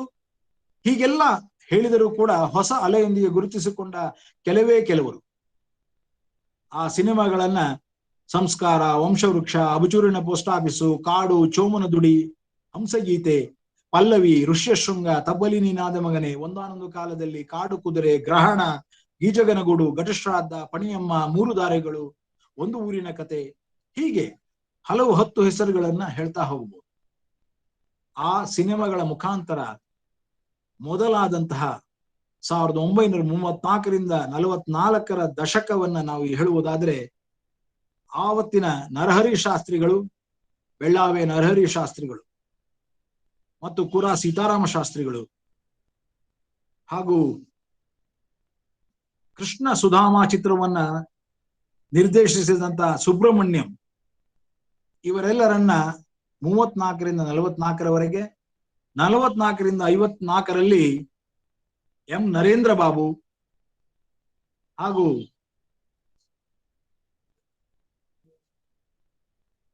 ಭಾರತಿ ಎನ್ನುವ ಚಿತ್ರ ಮಾಡಿದಂತ ನರೇಂದ್ರ ಬಾಬು ಅವರನ್ನ ಆ ದಶಕದಲ್ಲಿ ನಾವು ಅವರ ಪರಿಶ್ರಮವನ್ನು ಹೆಚ್ಚಾಗಿ ನೋಡ್ತೇವೆ. 54ರಿಂದ 64ರಲ್ಲಿ ರಾಜ್ಕುಮಾರ್ ಅವರು ಚಿತ್ರರಂಗ ಪ್ರವೇಶಿಸಿದ ಕಾಲಘಟ್ಟ. ಅಲ್ಲಿಂದಾಚೆಗೆ ಬಹಳ ದೊಡ್ಡ ಪ್ರಮಾಣದಲ್ಲಿ ಬದಲಾವಣೆಯನ್ನು ನಾವು ಕಾಣ್ತೇವೆ. ಅಲ್ಲೇ ಬೇಂದ್ರೆಯವರ ಕೊಡುಗೆ 4 ತಂತಿ ಕವನ ಸಂಕಲನಕ್ಕೆ ಆ ಸಮಯದಲ್ಲಿ ಜ್ಞಾನಪೀಠ ಪ್ರಶಸ್ತಿ ಬಂದದ್ದು. ಅಂಬಿಕಾತನಯ ದತ್ತ ಎಂಬ ಕಾವ್ಯನಾಮದಿಂದ ದತ್ತಾತ್ರೇಯ ರಾಮಚಂದ್ರ ಬೇಂದ್ರೆಯವರೊಬ್ಬರು ವಿಚಿತ್ರ ಪ್ರಪಂಚಕ್ಕಾಗಿ ಕತೆ, ಚಿತ್ರಕಥೆ ಮತ್ತು 7 ಹಾಡುಗಳನ್ನು ಬರೆದಿದ್ದರು. ನಾನು ಈ ಐತಿಹಾಸಿಕ ಘಟನೆಗಳನ್ನ ಯಾಕೆ ನಿಮಗೆ ಹೇಳ್ತೇನೆ ಅಂತಂದ್ರೆ, 1955ರಲ್ಲಿಯೇ ಬೇಂದ್ರೆ ಅಂತವರು ಚಲನಚಿತ್ರವನ್ನ ಗಂಭೀರವಾಗಿ ತೊಡಗಿಸಿಕೊಂಡಿದ್ದರು. ಹಾಗಾಗಿ ಕನ್ನಡ ಚಲನಚಿತ್ರರಂಗದ ಇತಿಹಾಸದಲ್ಲಿ ಸಾಹಿತ್ಯ ಪರಂಪರೆ ಹೇಗೆ ತನ್ನ ಕೊಂಡಿಯನ್ನ ಗಟ್ಟಿ ಮಾಡ್ಕೊಳ್ತಾ ಇತ್ತು ಅನ್ನೋದನ್ನು ನಾವು ಅರ್ಥ ಮಾಡ್ಕೋಬೇಕಾಗತ್ತೆ. 1954ರಲ್ಲಿ ಕೆಂಪರಾಜ ಅರಸ್ ಅವರು ಫ್ರೆಂಚ್ ಕಾದಂಬರಿ ಕೌಂಟ್ ಆಫ್ ಮಾಂಟೆಸೋವನ್ನ ಜಲದುರ್ಗ ಎಂಬ ಹೆಸರಿನಲ್ಲಿ ಚಿತ್ರೀಕರಿಸಿದ್ರು. 1954ರ ಸಾಹಿತ್ಯ ಸಮ್ಮೇಳನದಲ್ಲಿ ವಿ ಸೀತಾರಾಮನ್ ಅವರು ಹೇಳೋ ಮಾತನ್ನ ಕನ್ನಡ ಚಿತ್ರರಂಗದ ಬಗ್ಗೆ ನಾವಿಲ್ಲಿ ನೆನೆಸಿಕೊಳ್ಳಬೇಕು. ಅವರ ಅಭಿಪ್ರಾಯ ಇದು. ಕುಮಟಾದಲ್ಲಿ ನಡೆದಂತಹ ಸಾಹಿತ್ಯ ಸಮ್ಮೇಳನ, ಅದರ ಅಧ್ಯಕ್ಷರು ವಿ ಸೀತಾರಾಮಯ್ಯನವರು. ಚಲನಚಿತ್ರದ ಮೇಲೆಯೇ ಮಾತು ಬಂದದ್ದರಿಂದ ಅದನ್ನು ಕುರಿತು ಒಂದು ಮಾತು ಸಂದಿತ್ತು. 8 ಆಣೆ 12 ಆಣೆ ವೆಚ್ಚ ಮಾಡಿದರೆ 3 ಗಂಟೆಗಳ ಅವಧಿಯಲ್ಲಿ ಭರತಖಂಡದ ಮತ್ತು ಹೊರಗಿನ ಶ್ರೇಷ್ಠ ನಟ ನಟಿಯರು, ಗಾಯಕರು, ರೂಪಗ್ರಾಹಕರು ಹಾಗೂ ನಿರ್ದೇಶಕರ ಕೃತಿಗಳನ್ನು ನೋಡಿ ಕೇಳಿ ಆನಂದ ಪಡುವ ಅವಕಾಶವಿರುವಾಗ ಅಪಕ್ವವಾಗಿ, ಅಪೂರ್ಣವಾಗಿ, ಒಟ್ಟಿನಲ್ಲಿ ಹಾಗೂ ಹೀಗೂ ಇರುವ ಆಡಿದ ನಾಟಕವನ್ನೇ ನೋಡುವವರು ಯಾರು? ನಮ್ಮ ಚಲನಚಿತ್ರಗಳಾದರೂ ಹಣ ಗಳಿಸಿಯೇ ಕೀರ್ತಿ ಪಡೆದಿದ್ದೇವೆ. ಕನ್ನಡ ಜನ ಅಲ್ಪಸಂಖ್ಯಾತ ಬಡಮಂದಿ. ಇವರ ವಿನೋದಕ್ಕಾಗಿ ಲಕ್ಷಗಟ್ಟಲೆ ಹಣ ಸುರಿಯುವವರು ಯಾರು? ಹಣ ಹಾಗೆ ಚೆಲ್ಲದಿದ್ದರೆ ಉತ್ತಮ ನಟ ನಟಿಯರು, ನಿರ್ದೇಶಕರು ದೊರಕಲಾರರು. ಕನ್ನಡಿಗರಲ್ಲದ ನಟರನ್ನು ಯೋಜಿಸಿದರೂ ಕನ್ನಡ ಸೊಗಸೇ ಸೊಗಸು. ಇದು ಕನ್ನಡದ ನಟರು ಸಾಕಾದಷ್ಟು ಚಿತ್ರಗಳಲ್ಲಿ ನಟಿಸಬಲ್ಲವರು. ಆದ್ದರಿಂದ ಯಾವ ರಂಗದಲ್ಲೂ ಕನ್ನಡದವರು ಹಿಂದಿಲ್ಲ. ಈ ಮಾತುಗಳನ್ನ ವಿ ಸೀತಾರಾಮಯ್ಯನವರು ಹೇಳಿದ್ರು. ಅಂದ್ರೆ 1954ರಲ್ಲೇ ಸಿನಿಮಾದ ಶಕ್ತಿಯನ್ನ, ಅದರ ಪ್ರತಿಧ್ವನಿಯನ್ನ ಅವರು ಗುರುತಿಸಿದ್ರು. ಅದರ ನಂತರ ಕಣಗಾಲ್ ಪ್ರಭಾಕರ್ ಶಾಸ್ತ್ರಿಯವರು ರತ್ನಗಿರಿ ರಹಸ್ಯ ಅನ್ನುವ ಚಿತ್ರವನ್ನು ಮಾಡ್ತಾರೆ. ಒಟ್ಟಿನಲ್ಲಿ 64ರಿಂದ 74ರಲ್ಲಿ ಅದು 4ನೇ ದಶಕ ಅಂತ ನಾನು ಕರೆಯೋದಾದ್ರೆ, ಅದರಲ್ಲಿ ಬಂದಂತಹ ಅದ್ಭುತವಾದಂತಹ ಸಿನಿಮಾಗಳಲ್ಲಿ ಟಿ.ವಿ. ಸಿಂಗ್ ಠಾಕೂರ್ ಅವರು ತಾರಾಸು ಅವರ ಚಂದವಳ್ಳಿಯ ತೋಟ ಎಂಬ ಸಿನಿಮಾವನ್ನ ಮಾಡ್ತಾರೆ. ಅದು ರಾಷ್ಟ್ರಪತಿಗಳ ಅರ್ಹತಾ ಪ್ರಶಸ್ತಿಯನ್ನು ಪಡೆಯುತ್ತೆ. 22 ಹಾಡುಗಳನ್ನ ಚಿ ಸದಾಶಿವಯ್ಯ ಮತ್ತು ನರೇಂದ್ರ ಬಾಬು ಅದರಲ್ಲಿ ಬರೀತಾರೆ. ನೋಡಿ, 1964ರಲ್ಲಿ ಚಂದವಳ್ಳಿಯ ತೋಟದ ಈ ಪ್ರಯೋಗ ಏನಿದೆ ಅದು ತಾರಾಸು ಅವರ ಕಾದಂಬರಿ ಆಧಾರಿತವಾದ. ಇಂತಹ ಹಲವು 10 ಕಾದಂಬರಿಗಳ ಆಧಾರಿತವಾದ ಚಿತ್ರಗಳು 64ರಿಂದ 74ರಲ್ಲಿ ಸತತವಾಗಿ ಬರ್ತವೆ. ಮಿಸ್ ಲೀಲಾವತಿ, ಬೆಳ್ಳಿ ಮೋಡ, ಪುಟ್ಟಣ್ಣ ಕಣಗಾಲ್ ಅವರ ಎಂಟ್ರಿ. ಹೀಗೆ ಸಾಹಿತ್ಯ ಮತ್ತು ಸಿನಿಮಾ ಒಂದಕ್ಕೊಂದು ಪೂರಕವಾಗಿ, ಒಂದಕ್ಕೊಂದು ಕೊಂಡಿಯಾಗಿ ತನ್ನ ಕೆಲಸವನ್ನ ಸತತವಾಗಿ ಮಾಡಿಕೊಂಡು ಬಂದಿದೆ. ಯಾಕೆ ನಾನು ಈ 64, 74ರನ್ನ ಮುಂದುವರಿಸಿಕೊಂಡು 74ರಲ್ಲಿ ಹೊಸ ಅಲೆಯ ಚಿತ್ರಗಳು ಬರ್ತವೆ. ಹಾಗಂದ ಮಾತ್ರಕ್ಕೆ ಇಲ್ಲಿ ಹಿಂದೆ ಸುಮಾರು 4 ದಶಕಗಳಲ್ಲಿ 3 ಅಥವಾ 4ನೇ ದಶಕದಲ್ಲಿ ಅಷ್ಟರ ಮಟ್ಟಿಗೆ ಬಹಳ ಅದ್ಭುತವಾಗಿದ್ದಂತಹ ಚಲನಚಿತ್ರಗಳನ್ನು ಕೊಟ್ಟಂತಹ ಸಾಹಿತಿಗಳು, ಚಿತ್ರ ಸಾಹಿತಿಗಳು, ಅದರಲ್ಲೂ ಗೀತ ರಚನೆಕಾರರು, ಇವರೆಲ್ಲರ ಒಟ್ಟಾರೆ ಪರಿಶ್ರಮ ಕನ್ನಡ ಚಲನಚಿತ್ರವನ್ನ ಸತತವಾಗಿ ಮುನ್ನಡೆಸಿಕೊಂಡು ಬಂದಿದೆ. ಆದರೆ ಪ್ರಯೋಗಶೀಲವಾಗಿ ತನ್ನ ಕೆಲಸವನ್ನು ಪ್ರಾರಂಭ ಮಾಡಿದ್ದು 70ರ ದಶಕದ ನಂತರ. ಈ 70ರ ದಶಕದಲ್ಲಿ ಬಂದಂತಹ ಹೊಸ ರೀತಿಯ, ಹೊಸ ಯೋಚನೆಗಳ ಜೊತೆಯಲ್ಲಿ ಪ್ರಾರಂಭವಾದಂತಹ ಸಿನಿಮಾಗಳಲ್ಲಿ ಹೊಸ ಅಲೆಯನ್ನ ನಾವು ಕಾಣ್ತೇವೆ. ಇಲ್ಲಿ ಬಂದಂತಹವರೇ ಕಾರ್ನಾಡ್, ಕಾರಂತ್, ಪಟಾಭಿರಾಮ್ ರೆಡ್ಡಿ ಮತ್ತು ನಾನು ಆಗಲೇ ಹೆಸರಿಸಿದಂತಹ ಹಲವು ಯುವ ನಿರ್ದೇಶಕರು ಆಗಿನ ಕಾಲದಲ್ಲಿ. ಆಗ ನಾನು ಕೂಡ ಯುವ ನಿರ್ದೇಶಕ. ಹೀಗಾಗಿ ಸುಮಾರು 1980ರ ನಂತರದ ದಿನಗಳಲ್ಲಿ, ಘಟಶ್ರಾದ್ದದ ನಂತರದ ದಿನಗಳು ಅಂತ ಕರೀಬಹುದು, ಕಾಸರವಳ್ಳಿಯವರ ಅದ್ಭುತವಾದಂತಹ ದೃಶ್ಯ ಮಾಧ್ಯಮದ ಜೊತೆಯಲ್ಲಿ ಸಾಹಿತ್ಯದ ಸಮೀಕರಣವನ್ನ ನಾವಿಲ್ಲಿ ಕಾಣ್ತೇವೆ.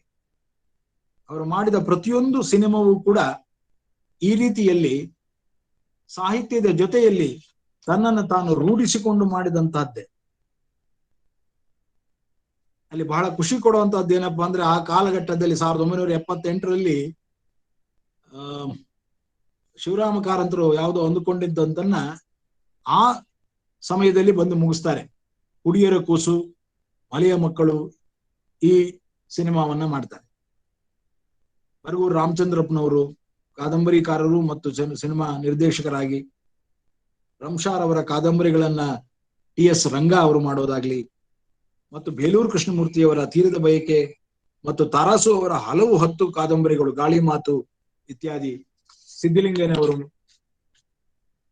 ಈ ರೀತಿಯ ಕೂಡಿ ಬಾಳಿದರೆ ಸ್ವರ್ಗ ಸುಖ ಎಂಬ ಸಿನಿಮಾ, ಇವೆಲ್ಲವೂ ಕೂಡ ಕಾದಂಬರಿ ಆಧಾರಿತ ಸಿನಿಮಾಗಳೇ.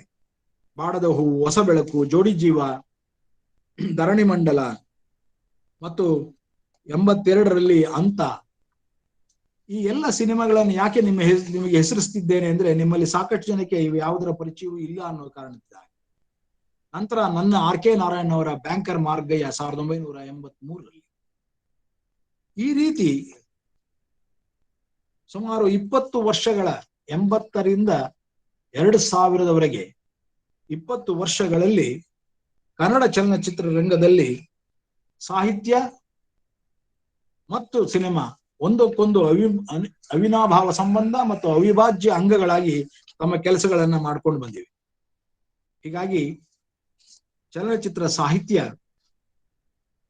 ಅದರ ತಳಪಾಯದ ಮೇಲೆ ಚಲನಚಿತ್ರ ಸಾಹಿತ್ಯದ ತಳಪಾಯದ ಮೇಲೆ ಚಲನಚಿತ್ರ ತನ್ನನ್ನು ತಾನು ಕಟ್ಟಿಕೊಂಡ ಬಗೆ ಇದೆಯಲ್ಲ, ಅದು ಅದ್ಭುತವಾದದ್ದು.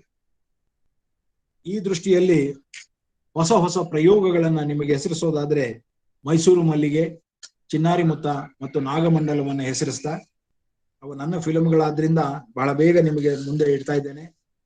ಆದ್ರೆ ಅದಕ್ಕೂ ಹೆಚ್ಚಿನದೊಂದು ಕಾಸರವಳ್ಳಿಯವರ ದ್ವೀಪ, ಗುಲಾಬಿ ಟಾಕೀಸ್, ನಾಯಿನೆರಳು, ಪಿ ಶೇಷಾದ್ರಿಯವರ ಇತ್ತೀಚಿನ ಫಿಲ್ಮ್ ವರೆಗೂ ಬೆಟ್ಟದ ಜೀವ, ಮತದಾನ, ಸೀತಾರಾಮ್ದು, ಈ ಎಲ್ಲ ಸಿನಿಮಾಗಳನ್ನ ನಿಜವಾಗಿಯೂ ಸಾಹಿತ್ಯದ ಎಕ್ಸ್ಟೆನ್ಷನ್ ಅನ್ನೋದಾದ್ರೆ ಮತ್ತು ಸಾಹಿತ್ಯವನ್ನು ಬಳಸಿಕೊಂಡು ತಮ್ಮದೇ ಆದಂತಹ ಅದ್ಭುತವಾದ ಕೃತಿಗಳನ್ನ ಮಾಡೋದಕ್ಕೆ ಅವರೆಲ್ಲರೂ ಪ್ರಯತ್ನ ಪಟ್ಟರು ಅನ್ನೋದಾದ್ರೆ ಚಲನಚಿತ್ರ ಮತ್ತು ಸಾಹಿತ್ಯ ಒಂದಕ್ಕೊಂದು ಪೂರಕವಾಗಿಯೇ ಬೆಳ್ಕೊಂಡು ಬಂದಿದೆ.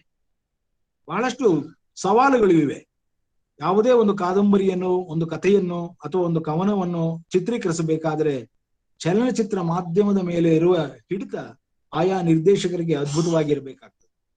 ಆ ದೃಷ್ಟಿಯಲ್ಲಿ ಈ ಎಲ್ಲ ಪ್ರಯೋಗಗಳನ್ನು ಮಾಡಿದ ನನ್ನೆಲ್ಲ ನಿರ್ದೇಶಕ ಮಿತ್ರರು ಹಾಗೂ ಅದರ ಹಿಂದೆ ಇದ್ದಂತ ನಿರ್ಮಾಪಕರ ಮಿತ್ರರು, ಇವರೆಲ್ಲರಿಗೂ ಮತ್ತು ನಮ್ಮ ಇಡೀ ಪರಂಪರೆಯನ್ನು ಕಟ್ಟಿಕೊಟ್ಟಂತ ಹಿರಿಯ ಎಲ್ಲ ಸಿನಿಮಾ ಕರ್ಮಿಗಳಿಗೂ ನನ್ನ ಆಭಾರ ಮನ್ನಣೆಯನ್ನ ಮಾಡ್ತೇನೆ.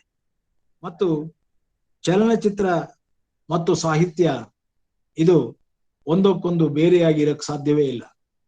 ಇವತ್ತು ಕೂಡ ಅದರ ಪರಿಭಾಷೆ ಬೇರೆಯಾಗಿದೆ. ಎಲ್ರು ಏನಪ್ಪಾ ಚೆನ್ನಾಗಿರ್ಬೇಕು ಅಂದ್ರೆ ಕಂಟೆಂಟ್ ಚೆನ್ನಾಗಿರ್ಬೇಕು ಸಾರ್ ಅಂತ. ಕಂಟೆಂಟ್ ಅನ್ನೋದು ಏನು? ವಿಷಯ. ಆ ವಿಷಯ ಏನು? ಏನದು ವಿಷಯ? ಆ ವಿಷಯವನ್ನು ಹೇಳುವ ಬಗೆ ಏನು? ಪ್ರೆಸೆಂಟೇಷನ್. ಕಂಟೆಂಟ್ ಅಂಡ್ ಪ್ರೆಸೆಂಟೇಷನ್, ಇದನ್ನ ಇಲ್ಲಿ ಬಹುಮುಖ್ಯವಾಗಿ ನಾವು ಯೋಚಿಸಬೇಕಾಗಿದೆ. ನಾವು ಚಲನಚಿತ್ರ ಸಾಹಿತ್ಯವನ್ನ ಶೈಕ್ಷಣಿಕವಾಗಿ ಓದುವಂತಹ ಕ್ರಿಯೆಗೆ ತೊಡಗಿಕೊಂಡಾಗ ಮಾತ್ರ ಈ ಎಲ್ಲ ಇತಿಹಾಸ ಮತ್ತು ಪರಂಪರೆ ತನ್ನನ್ನ ತಾನು ಕಂಡುಕೊಳ್ಳೋದಕ್ಕೆ ಸಾಧ್ಯ ಆಗುತ್ತೆ. ಹಾಗಾಗಿ ನಾನು ಬಹಳಷ್ಟು ಸಲ ಎಲ್ಲ ವಿಶ್ವವಿದ್ಯಾಲಯಗಳಲ್ಲಿ ಕೇಳ್ಕೊಳ್ಳೋದು ಏನಪ್ಪಾ ಅಂತಂದ್ರೆ, ಸಿನಿಮಾದ ಬಗ್ಗೆ ಯಾರಾದರೂ ಡಾಕ್ಟರೇಟ್ ಮಾಡ್ತೇವೆ ಅಥವಾ ಏನೋ PhD ಕೆಲಸ ಮಾಡ್ತೇವೆ ಅಂತ ಏನಾದ್ರು ಅಂದಾಗ ಮೂಗು ಮುರಿಯಬೇಡಿ. ಕಾರಣ ಅವುಗಳಿಂದಾಗಿಯೇ ನಾವು ಹೊಸ ಭಾಷಾ ವಿಜ್ಞಾನಕ್ಕೆ, ಹೊಸ ರೀತಿಯ ಪ್ರಯೋಗಕ್ಕೆ ನಮ್ಮನ್ನು ನಾವು ತೊಡಗಿಸ್ಕೊಳ್ಳೋಕೆ ಸಾಧ್ಯ. ಅದರ ಅರಿವು ಇರಬೇಕಾದ್ರೆ ಅವುಗಳನ್ನ ಮಾಡೋದಕ್ಕೆ ಆ ವಿದ್ಯಾರ್ಥಿಗಳಿಗೆ ಅನುವು ಮಾಡಿಕೊಡಿ. ಈಗ ನೋಡಿ, ಕಾಸರವಳ್ಳಿಯವರ ಬಗ್ಗೆ ಒಂದು ಡಾಕ್ಟರೇಟ್ ಆಗಿದೆ, ನನ್ನ ಸಿನಿಮಾಗಳ ಬಗ್ಗೆ ಒಂದು ಡಾಕ್ಟರೇಟ್ ಆಗಿದೆ. ಸೊ ಈ ಎಲ್ಲ ವಿಷಯಗಳು ಶೈಕ್ಷಣಿಕವಾಗಿ ವಿದ್ಯಾರ್ಥಿಗಳಿಗೆ ದೊರಕೋಕ್ ಸಾಧ್ಯ ಆಗೋದಾದ್ರೆ ಅದರ ಮುಖಾಂತರ ಸಿನಿಮಾ ಶಿಕ್ಷಣ ತನ್ನ ವ್ಯಕ್ತಿತ್ವವನ್ನ, ತನ್ನ ಶೈಲಿಯನ್ನ ರೂಪಿಸ್ಕೊಳ್ತದೆ. ಯಾವುದೇ ವಿಷಯವಾಗಲಿ ಅದನ್ನ ಇವತ್ತು ಶೈಕ್ಷಣಿಕ ಶಿಸ್ತಿನ ಜೊತೆಯಲ್ಲಿ ಬೆಳೆಸದೇ ಇದ್ರೆ ಅದರ ಬೆಳವಣಿಗೆ ಕುಂಠಿತವಾಗ್ತದೆ. ಇವತ್ತು ಆಗ್ತಾ ಇರುವ ಚಲನಚಿತ್ರಗಳಲ್ಲಿ ಕೂಡ ನೀವು ಅದನ್ನ ಕಾಣಬಹುದು. ಕಾರಣ ಯಾಕೆ ಅಂದ್ರೆ ನಮ್ಮಲ್ಲಿ ಸಾಕಷ್ಟು ಜನಕ್ಕೆ ಅವರ ಹೈಸ್ಕೂಲ್, ಮಿಡ್ಲ್ ಸ್ಕೂಲ್ ಅಥವಾ ಕಾಲೇಜುಗಳಲ್ಲಿ ಕನ್ನಡ ಭಾಷೆಯ ಪರಿಚಯವೇ ಇರೋದಿಲ್ಲ. ಯಾಕೆಂದ್ರೆ ಕನ್ನಡ ಭಾಷೆನ ಅವ್ರು ಪಾಠ ಮಾಡೋದೇ ಇಲ್ಲ. ಅವ್ರು ಇಂಗ್ಲಿಷ್ ಲಿಟ್ರೇಚರ್ ಅಲ್ಲಿ ಇರ್ಬೋದೇನೋ. ಆದ್ರೆ ಕಾಲೇಜ್ ಮುಗಿತಾ ಇದ್ದಾಗಲೇ ಇಂಜಿನಿಯರ್ ಆಗಿದ್ದವನು ಸಿನಿಮಾ ಮಾಡ್ಬೇಕು ಅಂತಾನೆ, ಡಾಕ್ಟರ್ ಆಗಿದ್ದವನು ಸಿನಿಮಾ ಮಾಡಬೇಕು ಅಂತಾನೆ, ಒಟ್ಲ ಸಿನಿಮಾ ನೋ ಮ್ಯಾನ್ಸ್ ಲ್ಯಾಂಡ್ ತರ ಎಲ್ಲರೂ ಅದ್ರೊಳಗೆ ಕೈ ಹಾಕಕ್ ಶುರು ಮಾಡ್ತಾರೆ. ಆದ್ರೆ ನಿಜವಾಗಿಯೂ ಸಾಹಿತ್ಯವನ್ನು ಬಲ್ಲ, ಮೌಖಿಕ ಸಾಹಿತ್ಯವನ್ನು ಬಲ್ಲ, ಪಾರಂಪರಿಕ ಸಾಹಿತ್ಯವನ್ನು ಅರಿತುಕೊಂಡಂತಹ ವ್ಯಕ್ತಿ, ಆತನ ಸಿನಿಮಾಗಳ ಪ್ರಯೋಗಗಳಲ್ಲಿ ಕಾಣುವಂತಹ ಸಾಹಿತ್ಯಿಕ ಮೌಲ್ಯಗಳು ಕೇವಲ ಯಾಂತ್ರಿಕ ಮೌಲ್ಯಗಳಾಗಿ ಇವತ್ತು ಕಾಣ್ತಾ ಇದೆ. ಅದರಿಂದಾಗಿ ನೀವೆಲ್ಲರೂ ಹೇಳೋದೇನು ಅಂದ್ರೆ, ಆಹಾ ಎಷ್ಟು ಚೆನ್ನಾಗಿದೆ ಸರ್, ವಿಡಿಯೋ ಇದು ಬಹಳ ಚೆನ್ನಾಗಿತ್ತು, ಗ್ರಾಫಿಕ್ಸ್ ಬಹಳ ಚೆನ್ನಾಗಿತ್ತು, ಆಕ್ಷನ್ ಬಹಳ ಚೆನ್ನಾಗಿತ್ತು, ಕ್ಯಾಮ್ರಾ ಚೆನ್ನಾಗಿದೆ, ಈ ರೀತಿಯ ಪದಗಳ ಪ್ರಯೋಗಗಳನ್ನ ಮಾಡ್ತಾ ಇದ್ದಾರೆ. ಆದ್ರೆ ನಿಜವಾಗಿಯೂ ಸಾಹಿತ್ಯದ ನೆಲಗಟ್ಟಿನಲ್ಲಿ ಬಂದಂತಹ ಕಂಟೆಂಟ್ ಅಂತ ಏನ್ ಕರಿತೇವೆ, ಅದು ನಿಜವಾಗಿಯೂ ಅದ್ಭುತವಾದ ಪ್ರೆಸೆಂಟೇಷನ್ಗೆ ಒಳಪಟ್ಟರೆ ನಮ್ಮ ಸಾಹಿತ್ಯಿಕ ಪರಂಪರೆಯೂ ಉಳಿತದೆ, ಭವಿಷ್ಯದ ಭಾಷೆ ಮತ್ತು ಸಾಹಿತ್ಯಕ್ಕೆ ಅದು ಅನುವು ಮಾಡಿಕೊಡ್ತದೆ. ಇಂತಹ ನಿಟ್ಟಿನಲ್ಲಿ ಕೆಲಸ ಆಗಬೇಕಾಗಿದ್ದು ಬಹಳ ಮುಖ್ಯ. ಅದನ್ನ ಇವತ್ತಿನ ಕಾಲಘಟ್ಟದಲ್ಲಿ ನಾವೆಲ್ಲರೂ ಈಗ ಆರ್ಟಿಫಿಷಿಯಲ್ ಇಂಟೆಲಿಜೆನ್ಸ್ ಅಲ್ಲಿ ಹೋಗ್ತಾ ಇದ್ದೀವಿ.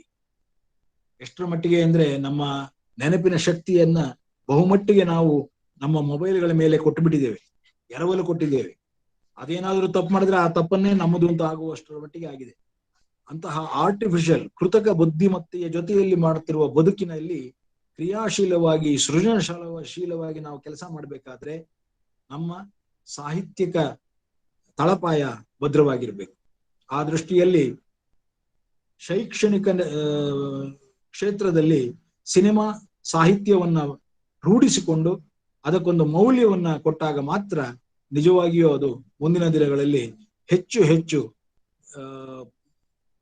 ಶಿಕ್ಷಣದತ್ತ ತನ್ನ ಒಲವನ್ನ ಮೂಡಿಸುತ್ತೆ. ಅದು ಒಂದು ಅರ್ಥದಲ್ಲಿ ವಿದ್ಯಾರ್ಥಿಗಳ ಜೊತೆಯಲ್ಲಿ ಮುಂದಿನ ಜನಾಂಗಕ್ಕೆ ಒಂದು ಬೇರೆ ರೀತಿಯ ರೂಪಕಗಳನ್ನ ಇಮೇಜ್ಗಳನ್ನ ಕೊಡೋದಿಕ್ಕೆ ಸಾಧ್ಯತೆಯಾಗುತ್ತೆ ಅನ್ನೋ ಮಾತನ್ನ ಇಲ್ಲಿ ಹೇಳ್ತಾ ಸುಮಾರು 1 ಗಂಟೆಗಳ ಕಾಲ ನಾನು ಮಾತಾಡಿದ್ದೇನೆ ಅಂತ ಅನ್ಕೊಂಡಿದ್ದೇನೆ. ನನಗನಿಸಿದ ಕೆಲವು ವಿಷಯಗಳನ್ನ ನಿಮ್ಮ ಮುಂದೆ ಇಟ್ಟಿದ್ದೇನೆ. ಸಿನಿಮಾ ಮತ್ತು ಸಾಹಿತ್ಯ ನನ್ನ ಪ್ರಕಾರ ಎರಡು ಜೊತೆಯಾಗಿಯೇ ಇರಬೇಕು.